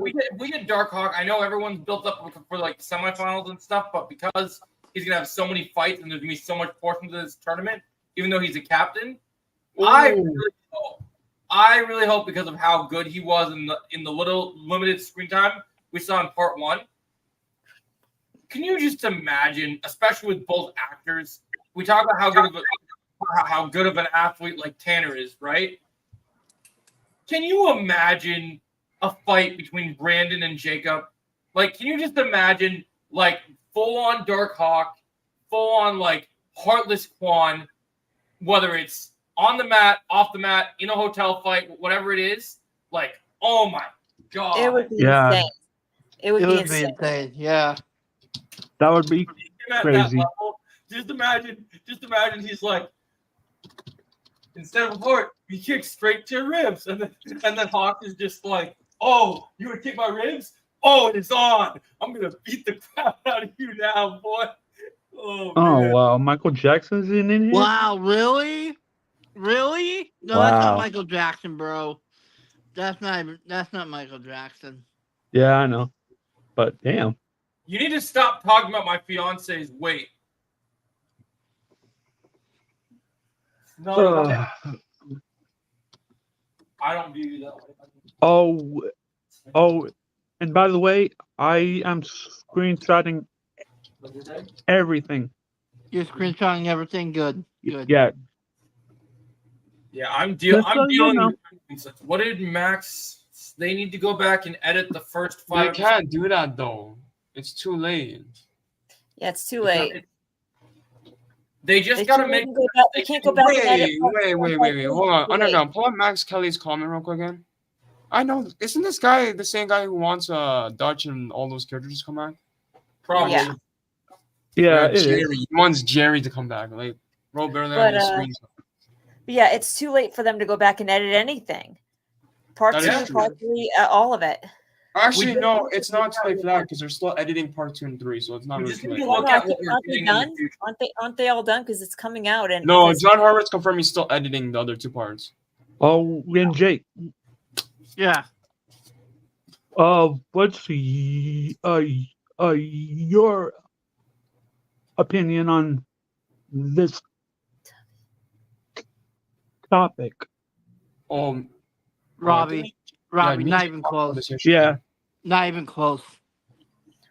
I was gonna say, what was I gonna say about the editing? Yeah, because here's the thing: if they finished, they would have probably released part 2 by now. If they finished editing, like, that's the thing people are not understanding. They would have released part 2 by now. Why would they wait until November? So that's what I'm saying. They're probably still editing it. Oh yeah, Well, we could talk about the podcast. We get some interesting stuff. Yeah. Yeah. Also, didn't Sholo confirm? As for Sholo confirmed something, I forgot what it was. Hold on. Do you have the notes? Fuck. Oh yeah, Brandon did confirm. The guy who plays Quan, he did confirm that some of the leaks are fake, by the way. Yep. Yeah. Good. That Yeah. just makes me have a lot of surprises. And you know what else is crazy, Joe? I told you this too. Apparently, he said that he filmed one of the craziest fights in the tournament, and it's going to be even crazier than the Robbie and Hawk fight in the season 4 of Valley. Wow. I have Yeah, to think he's as- talking about his as the one-on-one. leaks- Yeah, but as far as the leaks, I agree. Yeah, like I knew that they're fake, you know. Well, they're not all fake. They're not all fake leaks. Like the silver stuff is definitely. If you The guys silver go stuff- back and watch my if you go back and watch my video about my Robbie and Quan stuff, I show the actual footage of the actors' actual training like throughout the years, and like if you look at, as much as I will always speak highly highly of, about the Eli versus Robbie fight in season 4. I even say in my video that I see Robbie and Quan 100% surpassing that fight because Seriously? because the Jake, difference. just ignore it. Just ignore it, bro. Don't even look at it. Yo, no one cares, my dude. No one Yeah, cares. guys, please just ignore it, okay? I think because if you guys are gonna look at it, you guys are gonna give him attention. Just ignore it. Yeah, stop giving him attention. Just ignore him. Exactly. the more you give into his attention seeking, the more he's just going to do it. Yeah, Please ignore him. Please. I agree. I agree. I've been saying that you pretty much. Everybody else can't. You know? Yep. Oh, No, yeah, I agree. I'm typing a private message in the private chat right now. That way that you guys can ignore him. Yeah, I was gonna say, Joe. What were you gonna say again, Joe? You want to talk? Oh yeah, Joe's saying that. But yeah, Joe. Since this is crazier than the Robbie and Hawk fight, I think what he's referring to is his fight with Robbie. Yep. Because if he's filming a fight, he has to be with Robbie. Oh, remember, but also remember when before we even saw part 1 chosen, and we were hearing about Brandon was egging on Jacob on Instagram. Well, yeah. Do you remember that? I think I do. Mm-hmm. Oh, Devon and 4 karate dojos. Yeah, that's insane. Yeah. First she was in Eagle Fang, right? Yep. And then Topanga, Cobra Kai, now Miyagi. Yeah. Yeah. So basically she's the hybrid of Cobra Kai. Yeah, but here's my problem. Here's my problem with Devon, though. The biggest problem. Hold on. Yeah, what you say? So she's basically the hybrid of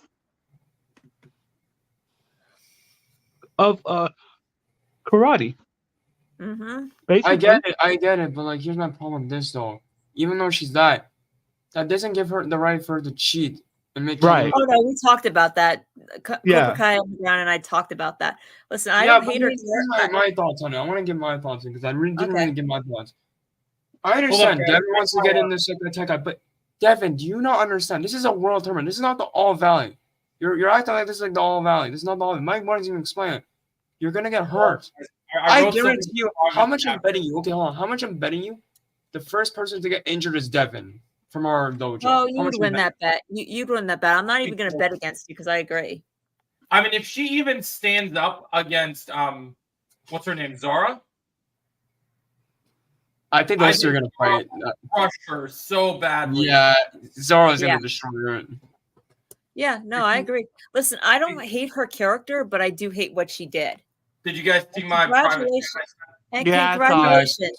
Not only did she cheat, but she also reignited Kenny and Anthony's rivalry, which was finally starting to calm down. Yeah. That's what I'm saying. Like, Kenny and Anthony, they wanted to be cool, and then she had to ruin it. Like, loser, I'm not going to stream tonight, so you won't see me. So good luck. I have other plans other than streaming. I have to get ready for work. I'm only commenting on that part because I saw that he said I was going to stream, so I want him to know I'm not going to. All right. Okay. He wrote a message saying y'all are ignoring me, won't mean anything. What did you say? You literally just exposed yourself. You said you're gonna come to Joe's stream later if he's gonna stream. So nice job. We'll know that you're gonna come later. Oh no. Guys, just ignore him. Well, like, you don't even have to answer him. Well, Chosen, Joe just said that he's not going to stream later. So good, because we know this guy's gonna be there. Anyways, what were you saying? The second attack guy. Okay, so. For the second attack guy, I'm gonna be honest with you guys, and I know a lot of people are gonna say, but CVO Sam's gonna win. Oh, Sam's, yeah, I get it, but like, in my opinion, Tori needs to win. Okay, she's been going through so much this season so far. Because of her mom being dead. No, listen, I agree. I just don't want her winning in Cobra Kai. Yeah, but what if she's winning? She's winning Cobra Kai, but what if she wins fairly though? That's the difference though. Even if she, it's not going to end well for her because it's going to be a meaningless victory because she's going to be trapped in a world that she no longer has the heart to be in if especially if Cobra Kai wins and she helps them. Yeah, but what if And Cobra it's Kai? not You just- know, here's the thing though. Cobra Kai can still lose though. You know why? And the Because- thing of it is though too, even if Cobra Kai loses, guess what? She doesn't have guess what? Cobra Kai is not Cobra Kai is not welcome in the Valley. Cobra Kai is back in South Korea. Kreese can't stay in America. So it's like her joining Cobra Kai and winning was all for nothing. Yeah, but here's the thing though. At this point, just delete that scene with Robbie and Tori and season 4 episode 8. What was the point of that scene? Because they've been building that up for her win for way too long, and the fact that we're not getting in the final season kind of disappoints me a little bit. Kind of pisses me off. We don't know what's going to happen in part 2, but I don't see her. That's gonna be one of my biggest problem with part 2 if she loses. I'm gonna be honest. That's gonna be one of my biggest problems. I don't see her winning in Cobra Kai. If they set it up for her to rejoin Miyagi-Do before the finals, which I don't know if they're gonna do. I don't know if you can do that in a tournament. Change dojos mid-tournament. Before the finals. I don't know if they're gonna do that. Then I could see her winning, but I don't see her winning while she's in Cobra Kai. Because that right there, she lost. She lost. She's not in the right headspace. Right. She lost the minute she decided to join. I respect her reasons for doing it. Mm-hmm. I respect her reasons for doing it. I love her reasons for doing it. And like I said, if she weren't in Cobra Kai and still in Miyagi-Do, I could definitely see. I would want her to win. Yeah, but I would want her to win. I understand that, but here's the thing: when part 2 comes out, right? When me, Joe, and all of us who watch when Sam wins, you know what you're gonna see from me? I'm gonna say, "Oh no, are you serious? Are you serious? Did she have to win?" That's you're gonna see me from my reaction because I'm gonna be disappointed. Like my reaction is gonna be disappointed when Sam wins. I'm gonna be honest. Like no hate to Sam. If Sam wins. If she wins, I'm gonna be disappointed. I'm gonna be upset. Like, you're gonna see my reaction. Jake, what'd you want to say? What'd you want to say, Jake? Yeah. Yeah, you're gonna say something, Jake? Because I didn't. Oh no, I wasn't gonna say anything. Oh, okay. Yeah, no, I feel you. I feel you, CVO. I absolutely feel you. We don't know what's gonna happen. We don't know. If Tori yeah. But here's the thing, though. I have a feeling they're gonna do some 360 on us. I don't know why. I have a weird feeling they're gonna do something. I don't know why. Every time I think about it, I have a feeling before the finals. I have a feeling Tori's gonna switch back to Miyagi. I don't know why. I keep thinking like, oh, what if she switches back? Yeah, but the thing of it is, I don't know if you can do that in a tournament. Here's the thing, though. There's a possible chance. You know Miyagi, I mean, she's entered as Cobra Kai. Yeah, but Silver is in the picture, though. He might do something that we don't know what's coming. Because Silver, I don't know. Silver, after the fact that she exposed him and took down Cobra Kai, do you really think Silver would want Tori to expose her back in Cobra Kai? Do you really think Silver would want that? Well, Silver, like she's with Kreese, so it's but it doesn't matter. It's I think some of them are, Jim. Right, here's the thing you guys are forgetting. Here's the thing you guys are forgetting, though. The whole Sakateka wasn't Kreese's dream; it was Silver. So of course he's gonna do something about it. It's not only gonna be bribing the ref; it's gonna be multiple things. We don't know, Jim. Right. But the thing of it is too is like I thought about that. I thought about her leaving before the finals and joining back from Miyagi, but I don't know if she can do that because now she's officially entered in as Cobra Kai. Kreese is Cobra Kai, and Silver enters in. It's just going to be as the Iron Dragons. That's just going to be a separate dojo. Like I'm not saying she'll join. I'm not saying she'll join the Iron Dragons or anything like that. But I don't know. I don't see her. I don't see her. Even here's the thing. Even though part 2 is not on yet, here's the thing. For the finals. About me, though. Even if part 2 is not out yet, I have low expectation. I am so worried for part 2. Like I don't know what they're gonna do. Like if Sam wins, I'm gonna be disappointed. If they do something with Kreese or Silver, any characters that I love, I'm gonna be upset. Like, oh. Well, God. like you said, and like Joe has said, and like I have said, season 2 is gonna be they're gonna go all in and even more than that. So. I don't know. For now, I'm gonna keep my expectations low. I don't want it. And that's a good thing. And that's a good thing to go in there with low expectations because that way when part 2 releases and you get you get the unexpected and you get totally surprised and off guard in a good way, that's going to raise your excitement. Here's the thing about Sam winning. Why did she need to win? Because they never really explained it. Well, I mean, like I said, they could explain it, and they could explain it. There's They no could give her a explanation though. reason, Like, and what's the reason though? Because we believe it or not, already know. Here's the thing: we already know she's going to college. Like she has the money. Like it is though too. I think that she could win. I think she's going to win fighting for Tori. I don't like that. I think they could work it. They could work it for her to win fighting for Tori. And I think that if she does win, you're right. She doesn't need all of that stuff. She could I get. don't like She it could though. give I it don't all like to Tori. She I don't could like give it Sam. all to Tori. She could Even give it though all here's to the thing, Tori. even though she gets the Tori, I don't want her to win. Like officially, I want Tori to win. It doesn't matter. It doesn't matter. It doesn't matter. I know. I'm still not gonna like that. They need to make Tori win. I'm sorry. No. Like, What I mean is, it's like the ending's already been set in stone. It's like we don't know what's gonna happen. We don't know. Okay, here's the thing. One part. Okay, imagine part 2's out. Right? Just imagine part 2's out. Right? Sam wins. What's gonna happen after? Well, we don't know. Like I said, it's gonna be a big season. I don't know.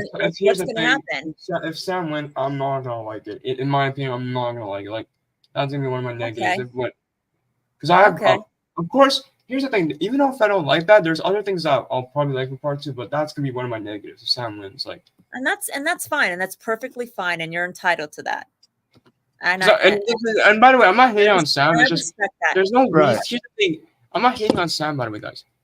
I know. They didn't really give know. a reason for her to win. That's my thing. Like that's why I'm saying she's not. I don't think she's gonna win because they may give her a reason in part 2. Now that Tori has joined Cobra Kai. Actually, the only thing they said is closure, which Sam, you can get that in many other ways. But But now that Tori's in Cobra Kai, guess what? It's personal for her because Tori was her. Like now she's gonna be fighting for her friend. Okay, but here's the thing. Even Tori's in Cobra Kai, Sam, why didn't you just make the decision of letting Tori be captain? You could have just done that. I mean, the thing of it is too, Tori was too out of control. And but she would have been okay. No, here's the thing. She would have calmed down for a couple of days. Like the tournament would have been for like. Well, we don't know. I mean, Sam could have tried to approach her. I give Sam a pass on this one. I give Sam a pass on this one. Robbie should have gone after her. Devon should have gone after her. Daniel and Johnny and Amanda should have gone after her. I give Sam a pass on this one because if she would have gone after her, she would have tried to fight her. As far as Tori's concerned, like in that moment. Oh my! I just noticed something. Sam was her. Here's the thing, though. I just noticed something. You know the fight with Sam and Tori? People are saying, "Oh, Tori was aiming for the face." She wasn't actually aiming for the face. If you look closely, she was aiming for the chest. So some people. Was she? I don't know where she was aiming. I really don't. I was literally slow-moting it, and she was literally aiming for the chest. So, Daniel, why did you stop the fight? She was probably just. Well, the thing of it is though too, she might have. She was backing her up. She was pushing her up to the edge of the deck, so she might have hit her so hard she knocked her right off the deck, which could have caused injury. I just don't want. I'm gonna be honest. I just don't want Sam to win. Like and that's fine. I respect that. I respect that. I absolutely respect it. And no, I don't think you're hating on Sam. No, I don't think that one little bit. I respect that, but it's just we don't know. We don't know what's gonna happen. Yeah. Honestly, at this point, I think Sam's gonna win. Honestly, even if I want Tori wins, we all know Sam's gonna win. We all know it. They're gonna make Sam win because the writers love Sam. They want to live Tori in the side. Not let her get a fair win for once. I mean, we don't know. We don't know. Well, let's be honest. Sam won so many fights against Tori. Like she won the school fight, the house fight, even the All Valley. Even though it was bribe, but still, she won that fight. Let's be honest. The season 4 Valley, Sam won that. Anyways, when did Tori win against Sam? None of the fights. Like, well, you could argue that she and Robbie won that. Won the. I'm not gonna count that fight. I'm not counting that fight. That fight was terrible. No, but I'm just saying. Jake, what were you saying? I wasn't saying anything. Oh. I think Jake is just looking at the chat. Like I said, we don't know what's gonna happen. They're gonna throw a lot of twists and curveballs at us. And to be honest, Yeah. I never imagined that. Like, look at it this way. Like, I love Tori's character now. I do. As of season 4, I love her character. If you would have asked me post season 3, if I would love her character as much as I do now, I would have thought you guys were. I was like, there's no way. But I love her character, and after episode 5, like especially now, I love her character. I still love Sam's character, but I love Tori's character. I love what they've done with her. She really stepped into the light for me. Like she really Joe, I want to just mention something real quick. Someone actually made a good theory about the silver and old dragon necklace. So I was literally looking at the Discord server. So I'm in the Discord server. So do you think now the fact that we're getting this whole Iron Dragon and Mr. Miyagi backstory, right? Do you think that whole thing of Mr. Miyagi spending time in China? Do you think the Iron Dragons is kind of connected to that? Oh yeah, I heard that theory. That's an interesting one. Because why are we all of a sudden getting Iron Dragons in Mr. Miyagi's past in this season? You know, it's kind of interesting because we're getting both of them this season. It's really interesting and suspicious, you know? Maybe Mr. Miyagi is hiding a lot more than we thought. Anything's possible. Yeah, because we're getting a lot more of him. Yeah. Oh, yeah. We're gonna get a lot more on that. So I think that's definitely. That would be a cool twist if Mr. Miyagi was like a sensei of Iron Dragons in the past. That would be a cool twist. That would be a cool twist. I would be for that. I would be for that. Because we don't know what happened to Mr. Miyagi before the whole Miyagi-Do thing started. So. Yeah. No, we don't.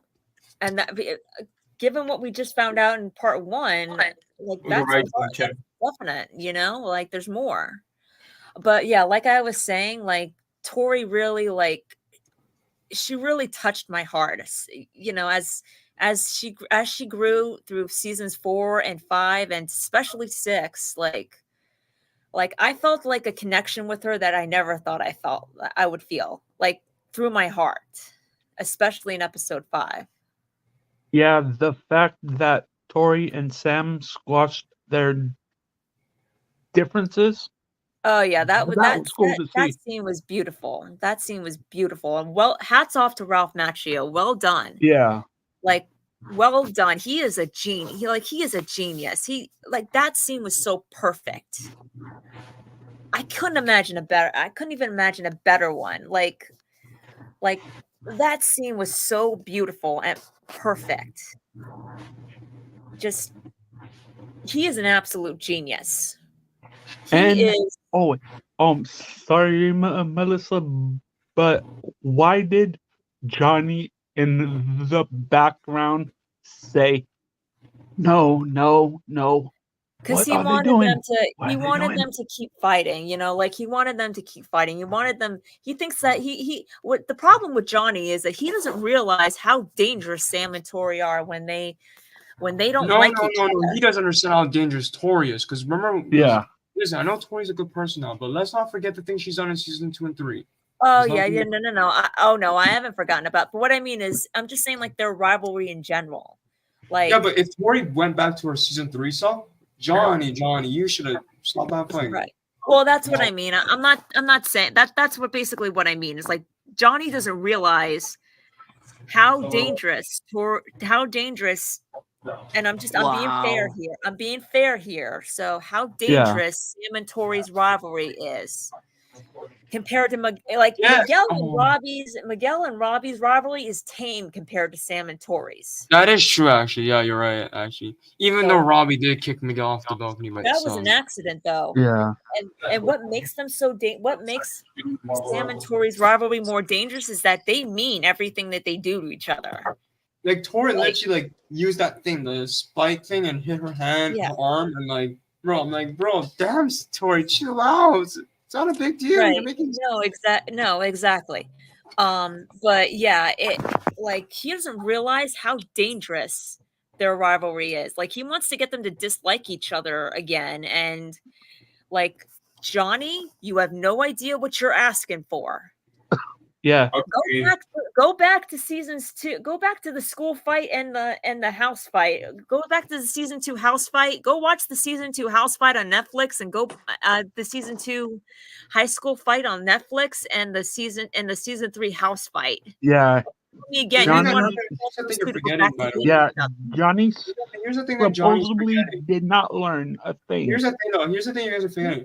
Another thing about Johnny is that, dude, did you forget that Miguel was in a coma? Like, bro was in a coma, and now you're telling Tori just to attack Sam as a fighter. That's what you're telling me. After Well, Miguel, the thing of it is, Robbie put Miguel in a coma by mistake. But Yeah. but still, Like, even if that's it's the thing, he even doesn't though it's Robbie, realize- here's the thing though. Even if it's Robbie Sam will be in a similar situation like Miguel in a coma, and you're losing one of your best fighters, like Miguel in season No, 3. I agree. That's what I'm saying. Johnny doesn't realize how dangerous Sam and Tori's rivalry are compared to Robbie and Miguel's. Like, they're way No, more just dangerous. imagine, okay? Just imagine. She does do that to Tori, not Tori, Sam. And Sam goes into a coma. You know what I could see Johnny do? He's gonna get flashbacks from Miguel being in a coma. That's Well, what he's gonna do. that's if he lives long enough, because Daniel will kill him. Oh, if that Daniel will be happens. pissed. Even Yeah, Robbie that's and what I'm Miguel will be pissed. They would be mad at Johnny too.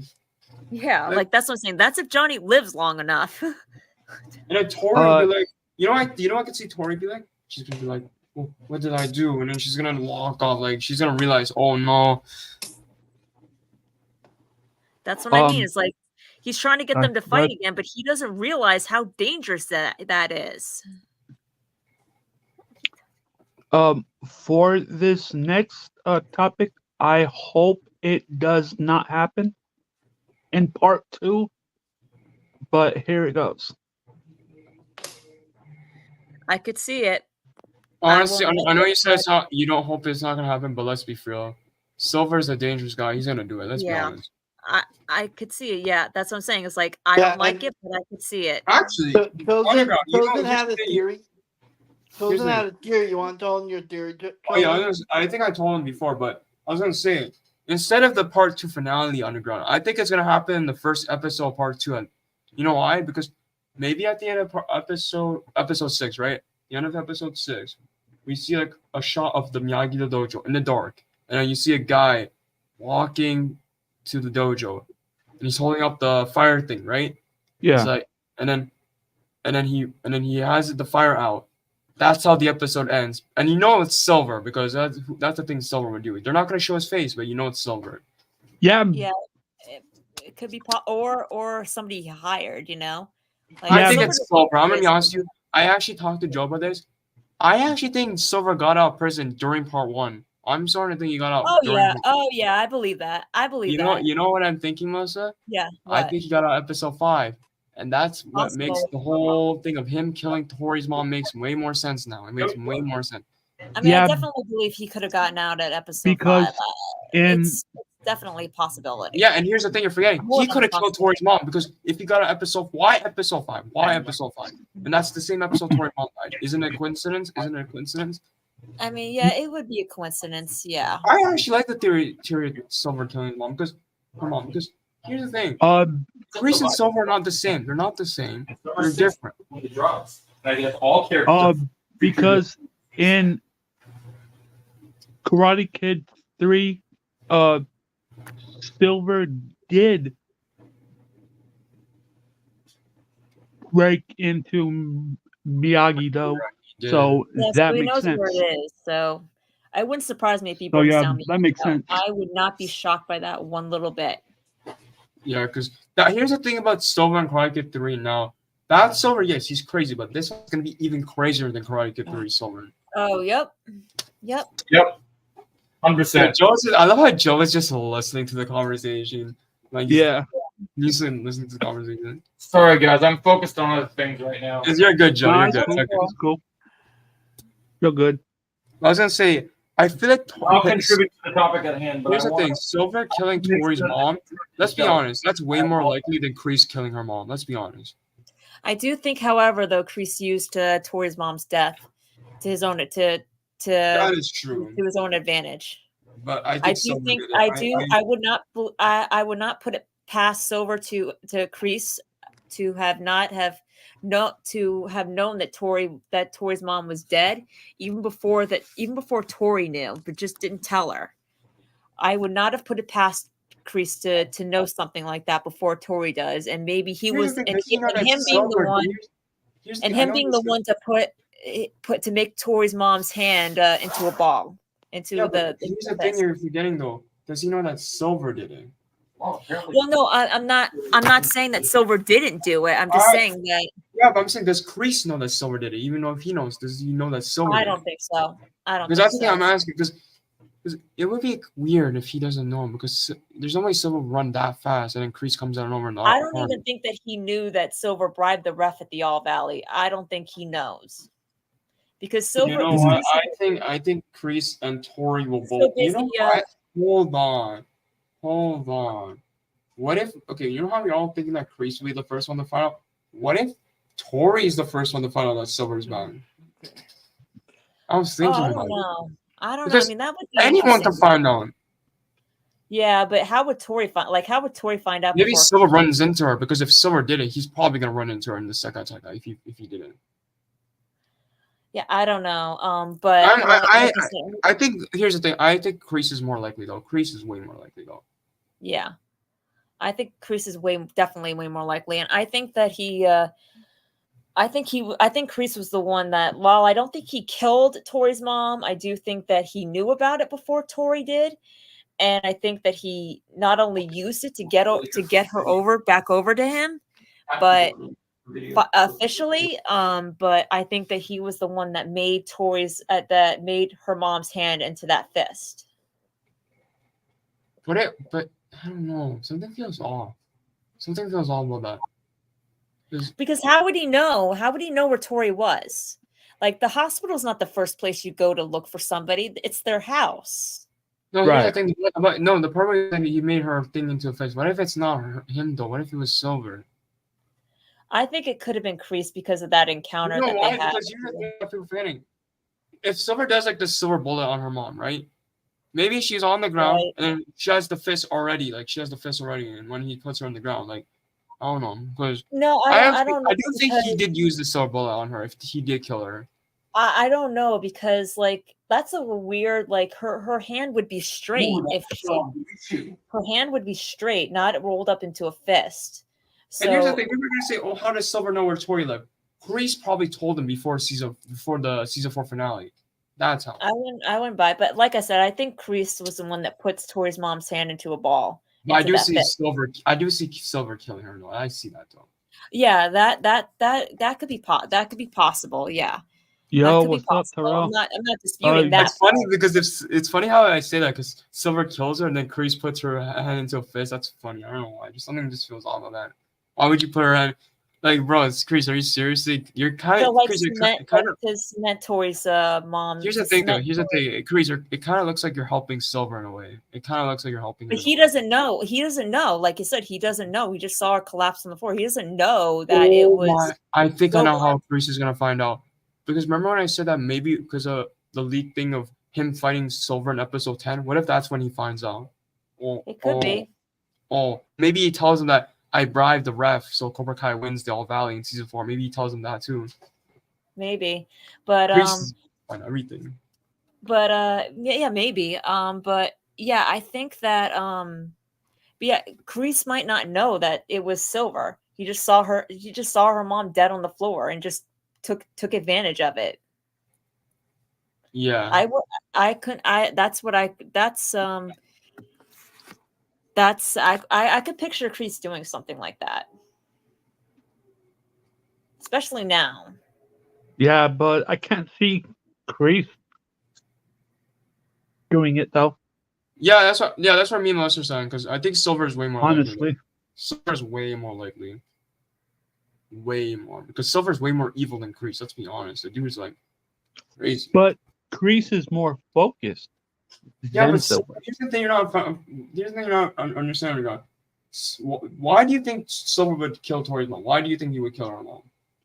Because she exposed Silver for who he was, for being a cheater, and Silver is probably still mad about that, and he probably remembers that. he's gonna be like, "Oh, Tori Nichols, I'm gonna get my revenge on you," or something like that.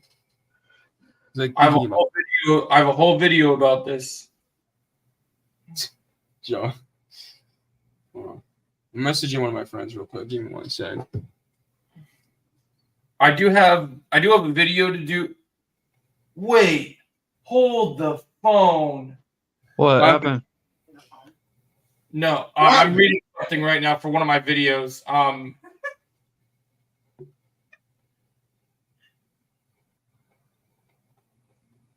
No, you didn't just say that. Let me get that thing real quick. Oh, yeah. No, you didn't just say that. He doesn't want to ever grow up. All right, I'm capping this right here. I'm capping this. I got it. Where's Jake? I just realized. What happened to him? Oh, Yeah. he's in the chat. Oh, Yeah, wait. he's in the chat. Okay. I just saw the message. Okay, sorry, bro. This dude loves to ruin people's life. Honestly, let's be honest. It's not even surprising anymore. For our last topic of I gotta record a video real quick, so I might actually save my D23 video I was gonna do because of this, honey. Look what I found. hey guys, for our last topic for the podcast, here we go. Yeah, go ahead and do your last. Get ready for the topic. Oh yeah, movie, song, or TV show this week that we've heard. Okay, so I have a couple things for this one. Should we do a movie, song, or TV show of in general? Are we doing 3 different things, or are we doing just one of the 3? Anyone, because I actually watched a couple movies today. I'm sorry, Joe, but show I'm currently watching Prison Break, so I can talk about that. I copied this idea from the Lone Lobos. Okay. They had this idea, so why not make it in here too? Wait, if that's okay. The podcast you're talking about for Solo? Yeah. Wait, didn't he do like a watch party for Blue Beetle because of the 1-year anniversary for Blue Beetle? I swear he did that. I think he did. Yeah, I heard like he did that watch party for Blue Beetle. It's crazy how it's been 1 year since that movie came out. That's wild. It's wild that it's been 1 year. It's still one of the best DCU movies or DC movies I've seen. I agree. All right. For Are we all going around? Are we all going around the room for this one? Yeah. Why not? Who's going first? You want to go first, Joe, or should I go first? Go. Well, Melissa, didn't you say you wanted to say something about a trailer you saw or something? Yeah. Oh yeah. I mean, I saw the Mufasa trailer, which I thought was really good. Is that the first time you've seen it? That's a good one right there. Yeah, the Mufasa trailer was saw it as a part of the D23 thing. I thought that I think the movie actually looks surprisingly good. Yeah, I do too. And that's coming from someone the CGI looks a lot better. Yeah, that's coming from someone who didn't like the live action Lion King, so that means a lot. Yeah. Ella was crying. I wish we would have filmed the reaction. It was awesome. I don't know why. You know what the same and you want to know what I'm also kind of like so about with the movie is that that as it, no matter how heartwarming that they make Scar's and Mufasa's relationship, seeing it from the beginning, it's also going to be heartbreaking because we already know how it's going to end. Yeah. Yeah, and Scar was evil as hell. I think that's just where they're headed. Like they want to get a story.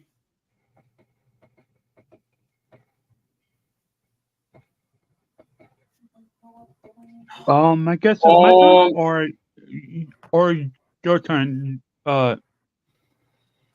Can I just say something real Yeah. quick before we continue this Yeah. topic? Because I need to tell Jake something. I know Jake is still in the chat. Alright, Jake, go you know ahead. that? Hold on, Jake. You know that photo you sent us of Sonic 3 thing? Apparently that photo is fake, Jake. I don't think that's real. Because someone just told me that photo you sent is fake. I don't think it's real. Oh, Jake. is it fake? Yeah, apparently it's not Of coming the out. Sonic one? Yeah, bro. At this point, just delay the movie. Like, just delay Or Sonic something. 3, or just cancel it. Just cancel Sonic 3. Don't give us Sonic 3. Just cancel it or delay it. Because this is actually pissing me off now. Like, just cancel it or delay it. Because we're literally how many months left? Like 4 months? Beyonce's daughter plays Simba and Nala's. Oh, damn, I didn't. Yeah. Oh, I didn't know that. Honestly, I didn't know that. Oh, I didn't know either. Anyways, I was gonna say cancel the movie or delay this. Hey, Silver, is your real name Caleb?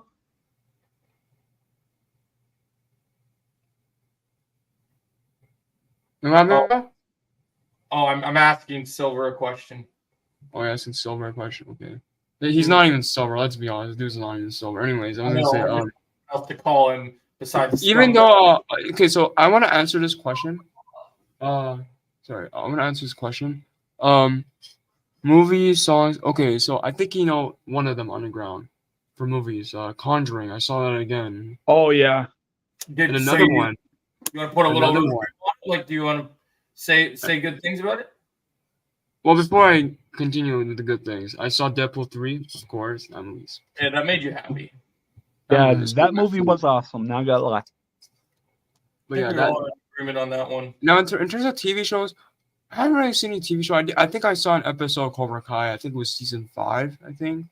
Oh, were you rewatching one? Yeah, season 5 is so rewatchable, honestly. Oh yeah, I agree. I absolutely agree.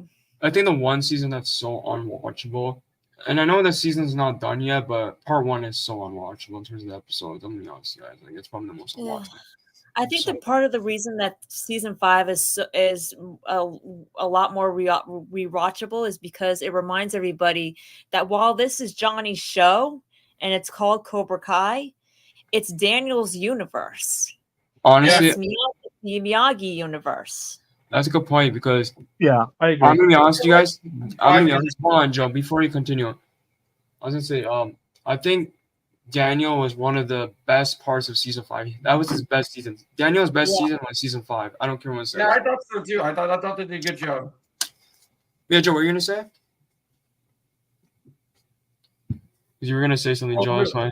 Well, hold up. Sorry, I'm gonna figure something out. So Caleb isn't your real name? What's your real name? Yeah, what's your real name, buddy? Anyways, I was gonna say, you know all our real names. So what's your real name? But you're so proud of your content, you might as well share so you can get credit for it, right? Yeah. Oh my god. This guy is capping so hard right now. Yeah. And he's not answering me either. can I share my screen real quick, guys? I want to show you guys something. I think I showed Alright, Joe. go ahead. But that's an interesting point chosen. Yeah, Joe. Let's be honest. Let's be honest, Joe. I know we saw Chosen in season 6, part 1, but let's be honest. He was at his peak in season 5. Let's be honest. I agree. I mean, I have said this over and over again. Even though I have my problems with it, I will say I know a lot of people have their own rights. I know a lot of people love season 3. I know they all have their own opinion of their favorite season. I love season 5 more than anything in the show right now because it had everything I wanted to see. There's things that I didn't get to see, but I'm hoping they remedy that in the later half. Can I talk to you guys about this? Because I did do this like a couple of days ago. So this is my MC ranking. I know a lot of people are gonna disagree with me, but last place is Dark World, worst MCU movie by far. Then it's Thor: Love and Thunder. Then it's Black Widow, Captain Marvel, Eternals. Then Joe's least favorite, Doctor Strange 2. Now I know, Joe. I know you're kind of upset that I put this above some of these movies, but let's be honest. I know you enjoyed it. It's fine. I mean, you should see my list. My list is crazy.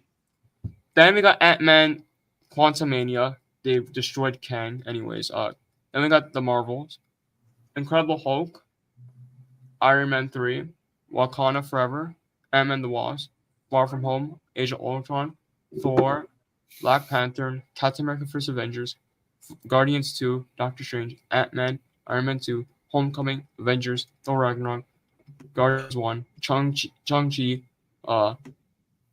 Guardians 3, Spider-Man: No Way Home, Deadpool 3, Endgame, Infinity War, Civil War, Iron Man, Captain America: Winter Soldier. What do you guys think? Nice. No, I think I have Deadpool higher on mine than yours, which is interesting. I don't think, Joe, I'm gonna be honest, as much as I love Deadpool 3, it doesn't top Endgame and Infinity War. I'm gonna be honest. Like Endgame and Infinity War had way more stuff that I still remember. But it's definitely it's definitely my top 10, that's for sure. Everyone's list is their list for a reason, and that's cool. But let's be honest, Winter Soldier, that movie was it's still the best MCU movie. Oh, I love that movie, bro. I love it. I think it's good. There's a few others I put above it, but it's still. And then, of course, you know why I put Iron Man 1 in second. It's the guy who started it. That's why I put it there. Yeah, I have Iron Man 1 on some pretty high tier as well. A lot of people are wondering why did I put where is it?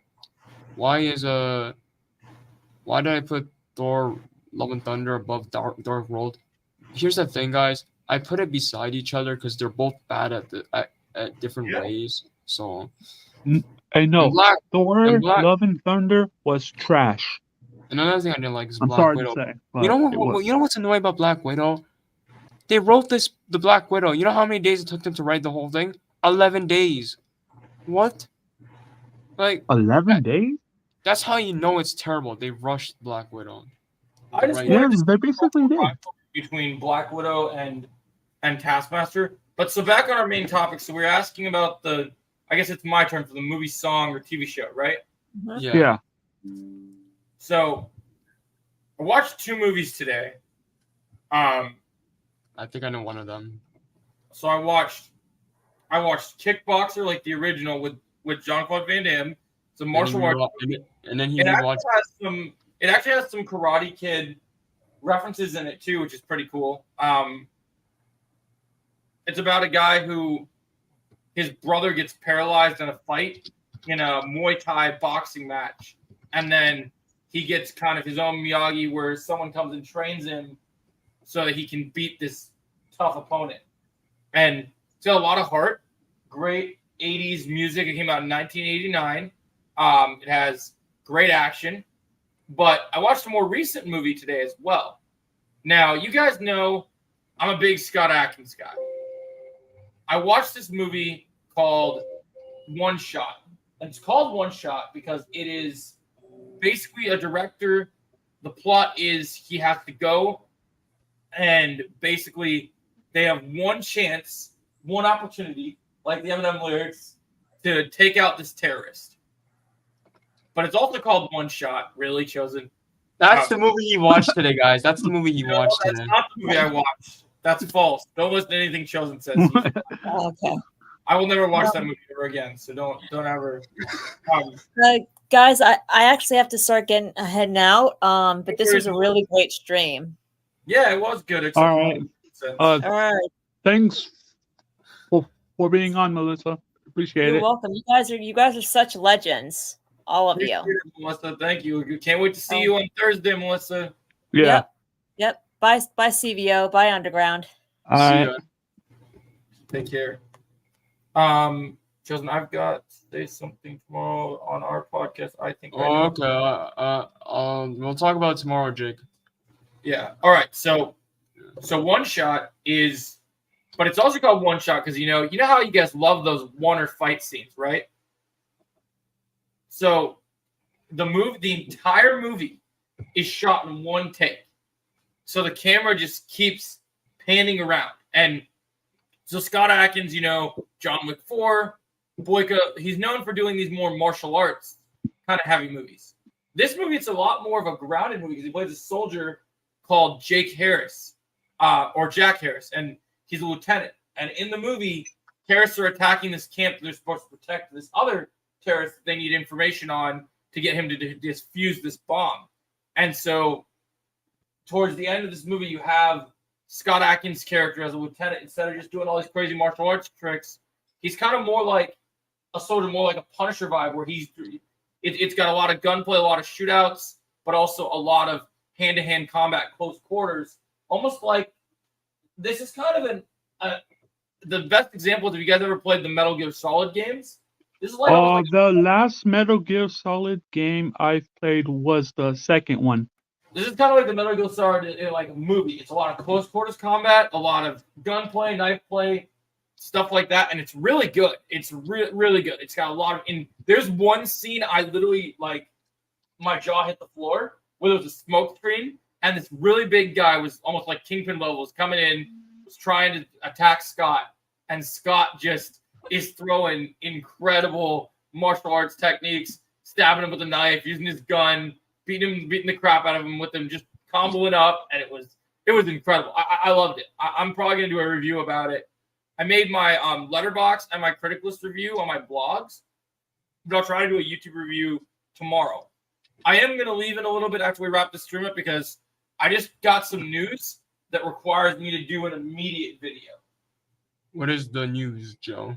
There was a break. The video. Yeah, I'm not gonna spoil it here.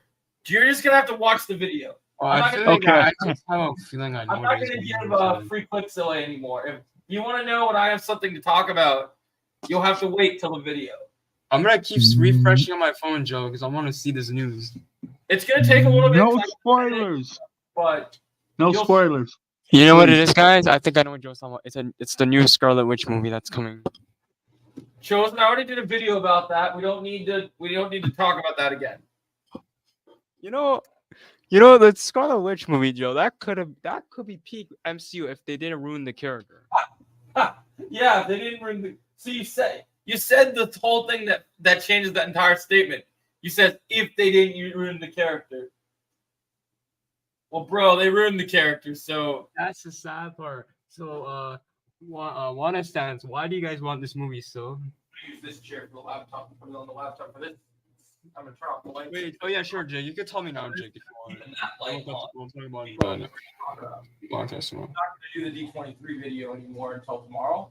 It'll take more time. It's a long video. This video will be long, but it'll be justified length. Where I'm not talking. I think we're talking about one. And then after this gets done, we can go. Okay. So, I think you're excited about this. All right, so I guess it's my turn then. Yeah, sure. Sorry, I was just texting someone. Maybe I think you will. All right, for the movie I seen this past week was Ben Affleck's Daredevil. Get my setup done at the same time. Yeah. Oh, okay. The song I've heard was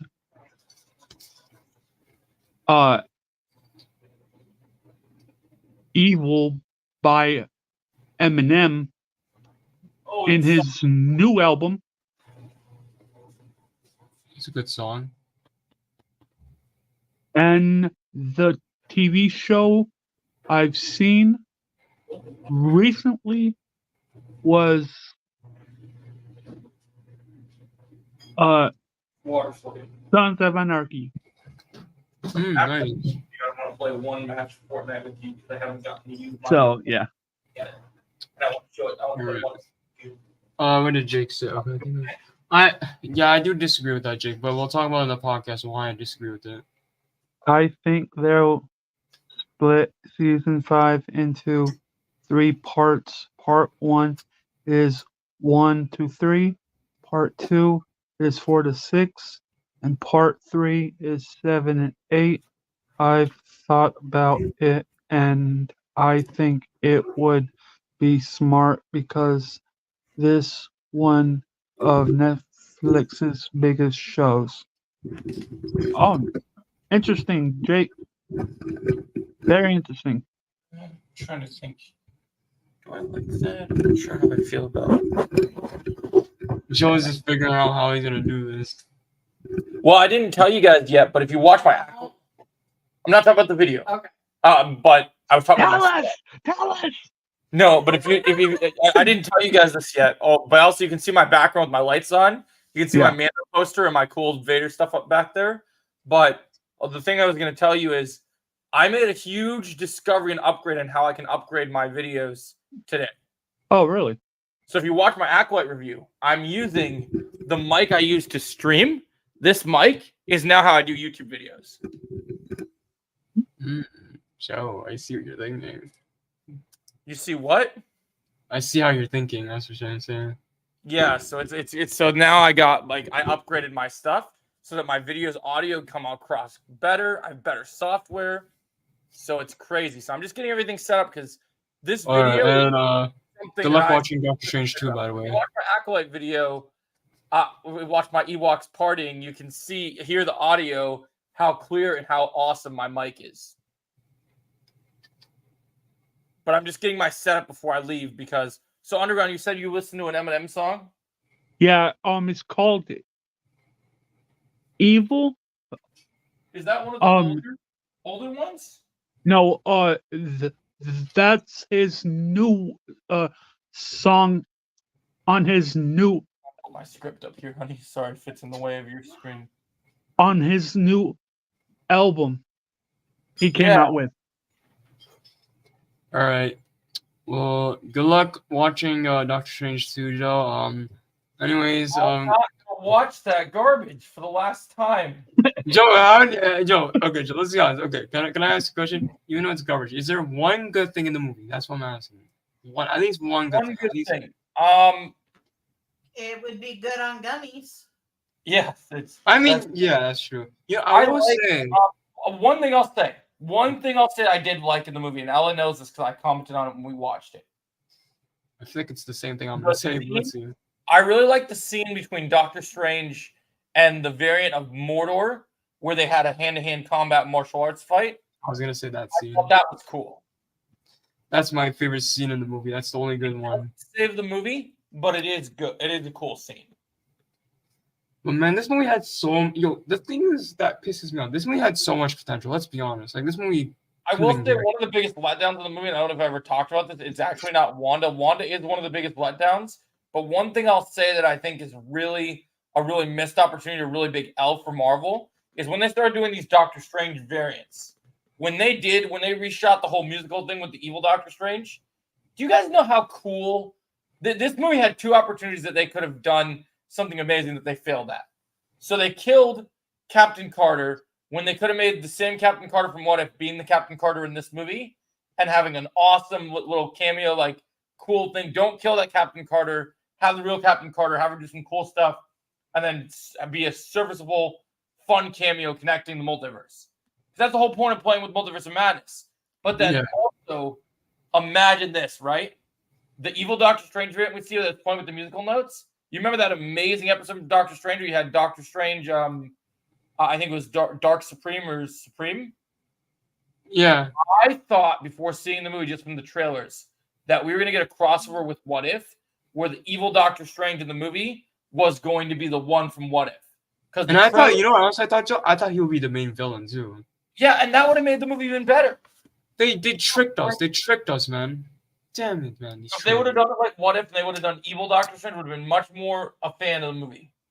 This is my problem with trailers now these days. They just trick you and mislead you to think it's going to be good, but it just goes terrible. Some things they've done good with, but other things are... Another thing is Ant-Man Quantumania. Ant-Man Quantumania's trailer was really good, but the actual movie was terrible. You still think that's a good... Like, Joe, if you watch the trailer for Ant-Man Quantumania, it looked like Kang was a threat in the trailer. Kang looked like a threat in the trailer, but yeah, was he really a threat? Well, that's why when you look at my list, oh wait, you know what? I can't pull it up on the screen, but I can read my list to you, Chosen, if you want to hear my list. I want to hear your list now, because... What's that, honey? What booby doobie? Double bubble. Double bubble in trouble. In trouble bubble. All right, so you want me to go from the weakest to the highest? Yeah, that's more easier for me to know. All right, so obviously 34. I didn't include shows in this. It's just movies. So 34 Marvel Cinematic Universe movies. So at the worst level, I have Thor: The Dark World because it's forgettable and it's just not good. We could agree on something. Then at 33, I have Quantumania because they ruined Kang and MODOK in the same movie, and the writing was terrible. I respect that. And then number 32, I have Thor: Love and Thunder, where it was stupid, it was dumb, it was not good. And then at 31, I have Doctor Strange in the Multiverse of Madness as, for me, it's not the worst MCU movie, but it's the most disappointing MCU movie. Yeah, that's a good way to put it out. So do you feel like that's a fair take? I mean, yeah, that's a good point, actually, Jake. That's a good point. Like, just looking at the disappointing part. And then at 30, I have Captain Marvel, because I just didn't think on rewatch it doesn't really have as much. She's not that good of a character, so you don't have a lot of good memorability. And then in Ant-Man and the Wasp is 29. Wakanda Forever, some people might agree with this take. I have Wakanda Forever at 28. Some people might not agree with that, but it is my list. I respect it, though. And then 27 is Homecoming. 28 is Far From Home. What's the other one? Sorry, not 28. 27 is Homecoming. 26 is Far From Home. That's what I meant. That's a hot take, Joe. That's a hot take. I know it's a hot take, but I have a reason for why both movies are there. Okay, tell me your reason. Homecoming lost its respect when Morbius destroyed the reputation of Vulture. Oh yeah, that's true. Actually, that's a good point. Mm-hmm. That's a good point. And then Far From Home lost its reputation when the dumbass that directed that movie chose to kill their best villain before we got to see him at his full potential. True.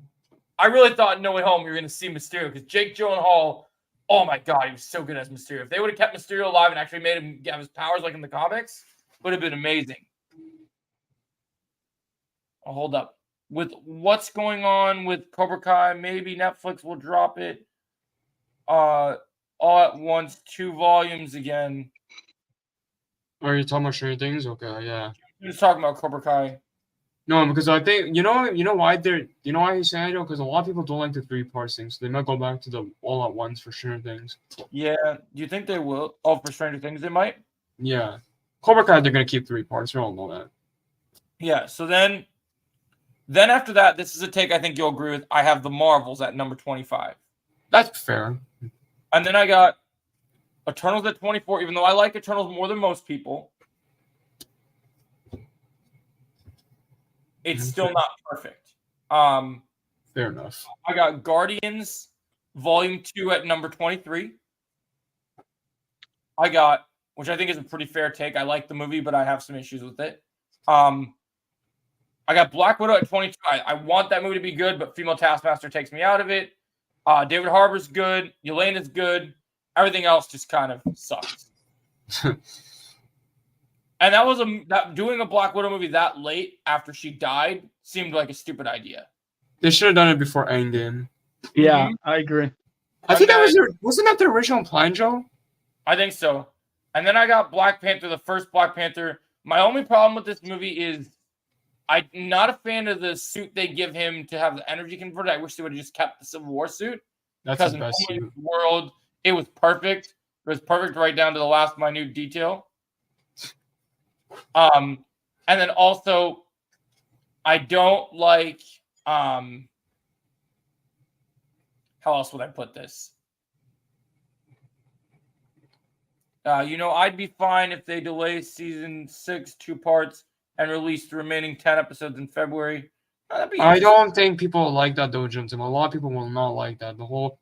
If they release it back later, people are not gonna like that. Fans will not like that. Karate would agree with me on that too. I agree. But then the other thing I have is, even though Killmonger's a great villain, I don't like the PS2 graphic fight scene at the end. I will agree. Right. The CGI in the final fight looked kind of weird. I can't lie to you. Yeah, Black Panther had bad CGI in that final fight. It looked bad. And then I got Guardians 1 at number 20. The only reason is, in the comics and the cartoon, Ronan the Accuser is such a great villain, and they ruined Ronan in this movie. I will agree with on that one. And then I got at number 19, even though it still doesn't feel like it's in the MCU, I have Incredible Hulk. Oh, nice. Nice. Okay. I enjoy the Incredible Hulk movie. It still has our best Hulk fight. The Hulk versus Abomination fight. That fight was so good. Where's that peak of Hulk, man. We need that Hulk. Exactly. I love that version of Hulk. And you had I would have been interested in a sequel focused on Banner and Tony Stark teaming up, like this Banner. I like the idea that end credit scene set it up. And then I got, this might be a hot take, but I got the first Thor at number 18. I don't love the first Thor. I think it takes itself too seriously. Loki's good in it, but a Thor is just boring. We don't need to spend that much time with Natalie Portman and her family, and there's way too much stuff happening in that movie. That's why it's so boring. There's way too many stuff happening all at once. Yep. Ooh, Padme up telling Anakin. And then at 17, I got probably the weakest Avengers movie, but I still enjoy it. I got Age of Ultron. Now, I agree with that. I like Age of Ultron more than most people do. Like, this is probably the highest I've had it in my previous ranking. Yeah, that movie wasn't that bad. I like the setup for Civil War in this movie. I like Ultron. I wish Ultron would be a lot more. Hopefully, if Ultron were to return again, they'd make him a lot more serious and a lot less jokey. Yeah, because I don't like how he was so jokey in this one. It just doesn't feel right. Yeah, I think it would have been different if they actually made him connect to the Ant-Man instead of just Tony, because it's supposed to be both characters. But he was still threatening. He still was in good part. They actually introduced Wanda in a decent way in this movie before they ruined it. She's great. Anyways, Then I got Iron Man 2 at number 16. I actually like Iron Man 2 quite a bit. I think it's a silly, fun movie. I think the final fight with War Machine and Iron Man kicking ass in the yard is great. Oh, that fight was so good. I still remember watching it. And then at 15, even though I don't like a lot of the stuff in it, I do enjoy Iron Man 3. I do like, even with the Mandarin twist, I like the fights in Iron Man 3. I like the story of Iron Man 3. I think it's a solid movie. I enjoy it. And then at 14, I got the first Ant-Man. It's a classic heist movie. Yes, I like the first one. Yeah, I like the first one. And then at 13, I got Captain America: First Avenger, which I really like the movie. I think it's not the best Captain America movie, but it's got some nice, charming moments. It's nice to be in the Red Skull was amazing too. Yeah, I loved Red Skull. Yes, he was. And then at number 12, I got the true Doctor Strange movie, being the first Doctor Strange, which I quite enjoyed. Classic. And then I got Thor Ragnarok, the best Thor movie, at number 11. It refined. I had that on my number 11 too, Joe. Thor Ragnarok. It made Thor the best character. I love it. And then I got the first Avengers movie, because it's the movie that brought the team together. I mean, they face off against Loki. True. It set up some cool stuff. I like the first Avengers movie. What did Jake say? I do think all three parts will come out in 2025, though. Even have time frames, they could release all three parts. Interesting. Is he still talking about Stranger Things? Yeah. And then at number 9, I got Spider-Man: No Way Home, which I don't think anyone will argue, because that's a good place for it. I mean, it could be higher for some, but I think it's an enjoyable movie. I think 9 is a good spot for it. Oh, wait, no. He's talking about Cobra Kai. Okay. Interesting. And then at number 8, I got the best Guardians movie. I got Guardians of the Galaxy Volume 3. I agree with that. Now, this list is where my definitive Marvel movies stand in the highest of the high right here. Okay. Now, this is going to be a controversial one, because people probably wouldn't expect it to be this. This might be considered too low for them. But other than Age of Ultron and the first Avenger, I don't think Infinity War is as good. I don't think that Endgame is as good as Infinity War. So, at Endgame at number 7, because I think it is hot take, Joe. It's a hot take. Endgame number 7? I just, because for me personally, like, okay, I will admit there are some problems with Endgame. I will admit. Endgame has the time travel element just took me out of it, and I don't like. Yeah, I agree with you on that one. I don't like what they did about Thanos. Oh wait, no, he was talking about Stranger Things. My bad, Jake. I think they made Thanos too weak when they were trying to change his motives, and they didn't make him as cool. Yeah, like bro was getting hit by Captain America way too much. Like if you compare that, because you know that fight with Captain America in Endgame, and then when Captain America was trying to fight him in Infinity War, he just punched him 1 second in Infinity War. Yeah, I'd much rather like the stuff in Infinity War. I mean, that's why when we get to my top movies, you're gonna like this a lot. All right. So then I got the movie that you and I both agree on, even though yours is higher for me. I got the movie that started it all. I had to put Iron Man at number 6. Fair enough. This is in the top 10. Because I love it. I think number 6 is a good place for it. But keep in mind, everything else above this movie, I absolutely love all these movies.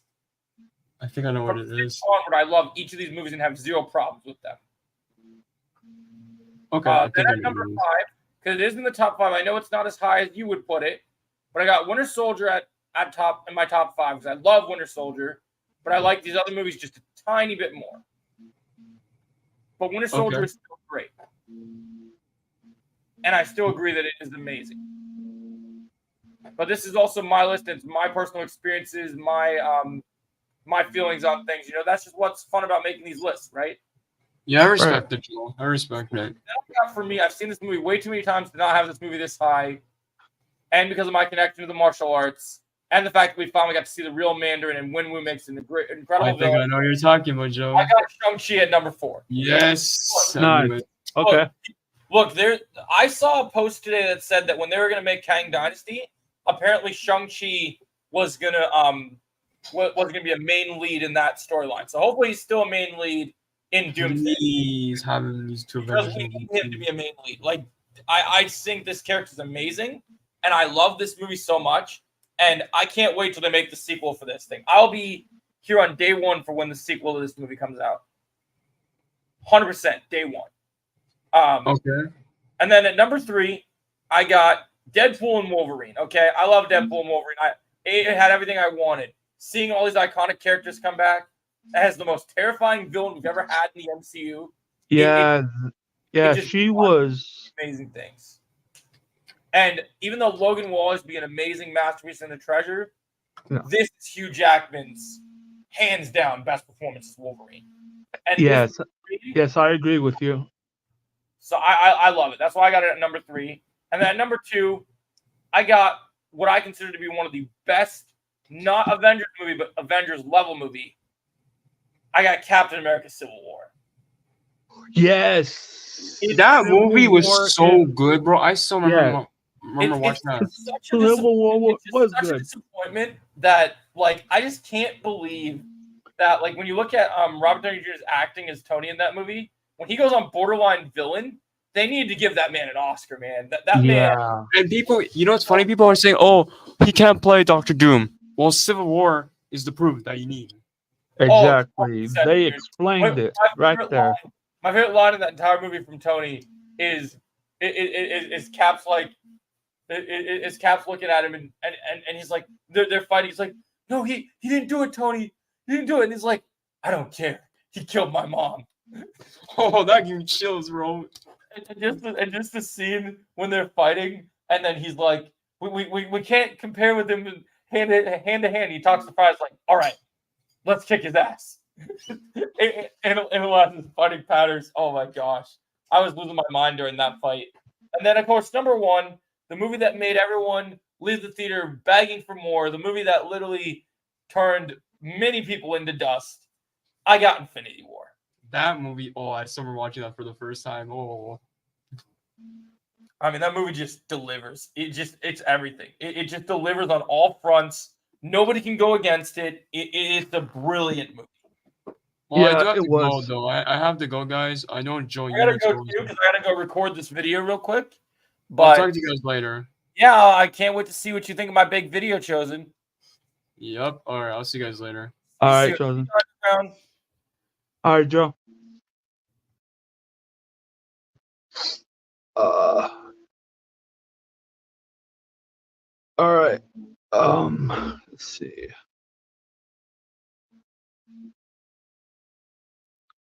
All right. So, okay, well, I am calling it for the night. I want to give a shout out to Joe, Melissa, Jake, Chosen for coming on the stream tonight. I really appreciate it. And yeah, like, share, comment, subscribe.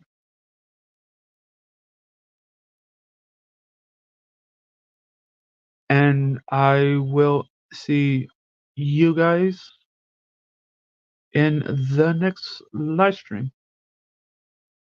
Take care.